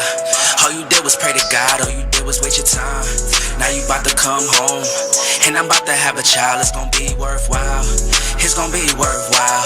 Remember nights I cried, now we at the finish line. All these trials, tribulation, all these trials, situations, trials we be facing, times we was waiting. Now we at the finish line. Now we at the finish line. Damn near fell, got the call on my cell that my pops got robbed and he got shot up. I was working at SP, that was in KP. I was focused on making me $1. His business got lost, his life almost cost. I was in the parking lot thinking about my grandma. He got sent home back to Trinity, had to make a way up, and some youngins tried to take it off from him. I remember days right before I graduated, had to go to Jersey. It was visits in the state pen. On the other side of the class, yeah, things moving fast at the time. Now I really couldn't face him. I ain't understand till my mom sat me down like a man, and that day, yeah, it changed me forever. I wanted revenge, but I'ma get it when I make it out. And I put him in that Miami weather. Convos on the WhatsApp got me moving real tight, cause you never turn your back even when it got spooky. Know for a fact you ain't cut me no slack. You would rewind time, yeah, like it was a movie. But it's real life and we gotta look ahead. Glad you alive, I don't gotta say you dead. Only the strong survive, it's the reason you here. Chance to the next couple years, then they put you on trial. I was just a young child. Gave you 25 to life, all these years gone by, and you never asked why. All you did was pray to God, all you did was wait your time. Now you about to come home, and I'm about to have a child. It's gonna be worthwhile. It's gonna be worthwhile. Remember nights I cried, now we at the finish line.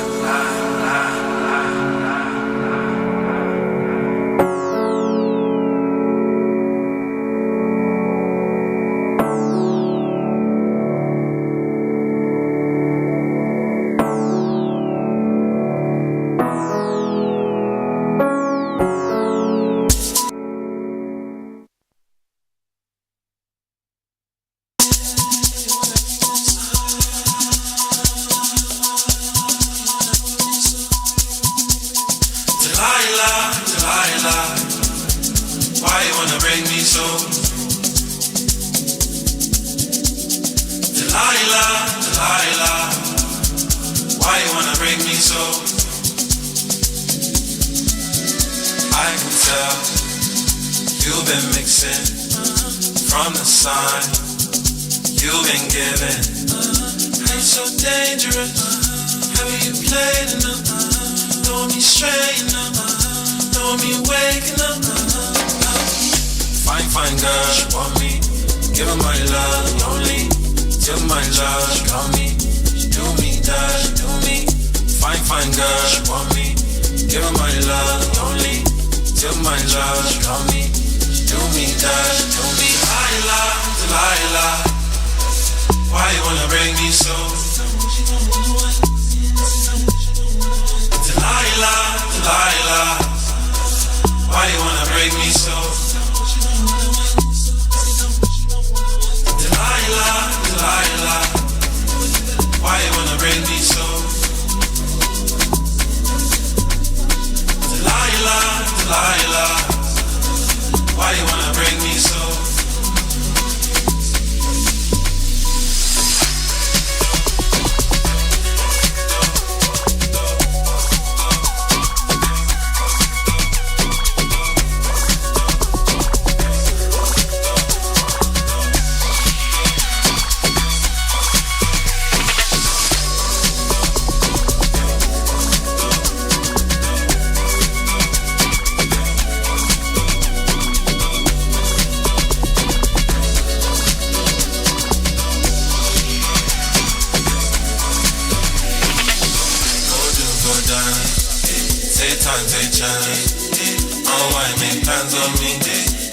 Come land on me, go do, go dance. Take time, take chance. Unwind, make plans on me. Come fly, come land on me. Go do, go dance. Take time, take chance. Unwind, make plans on me. Come fly, come land on me. Go do, go dance. Take time, take chance. Unwind, make plans on me. Come fly, make land on me.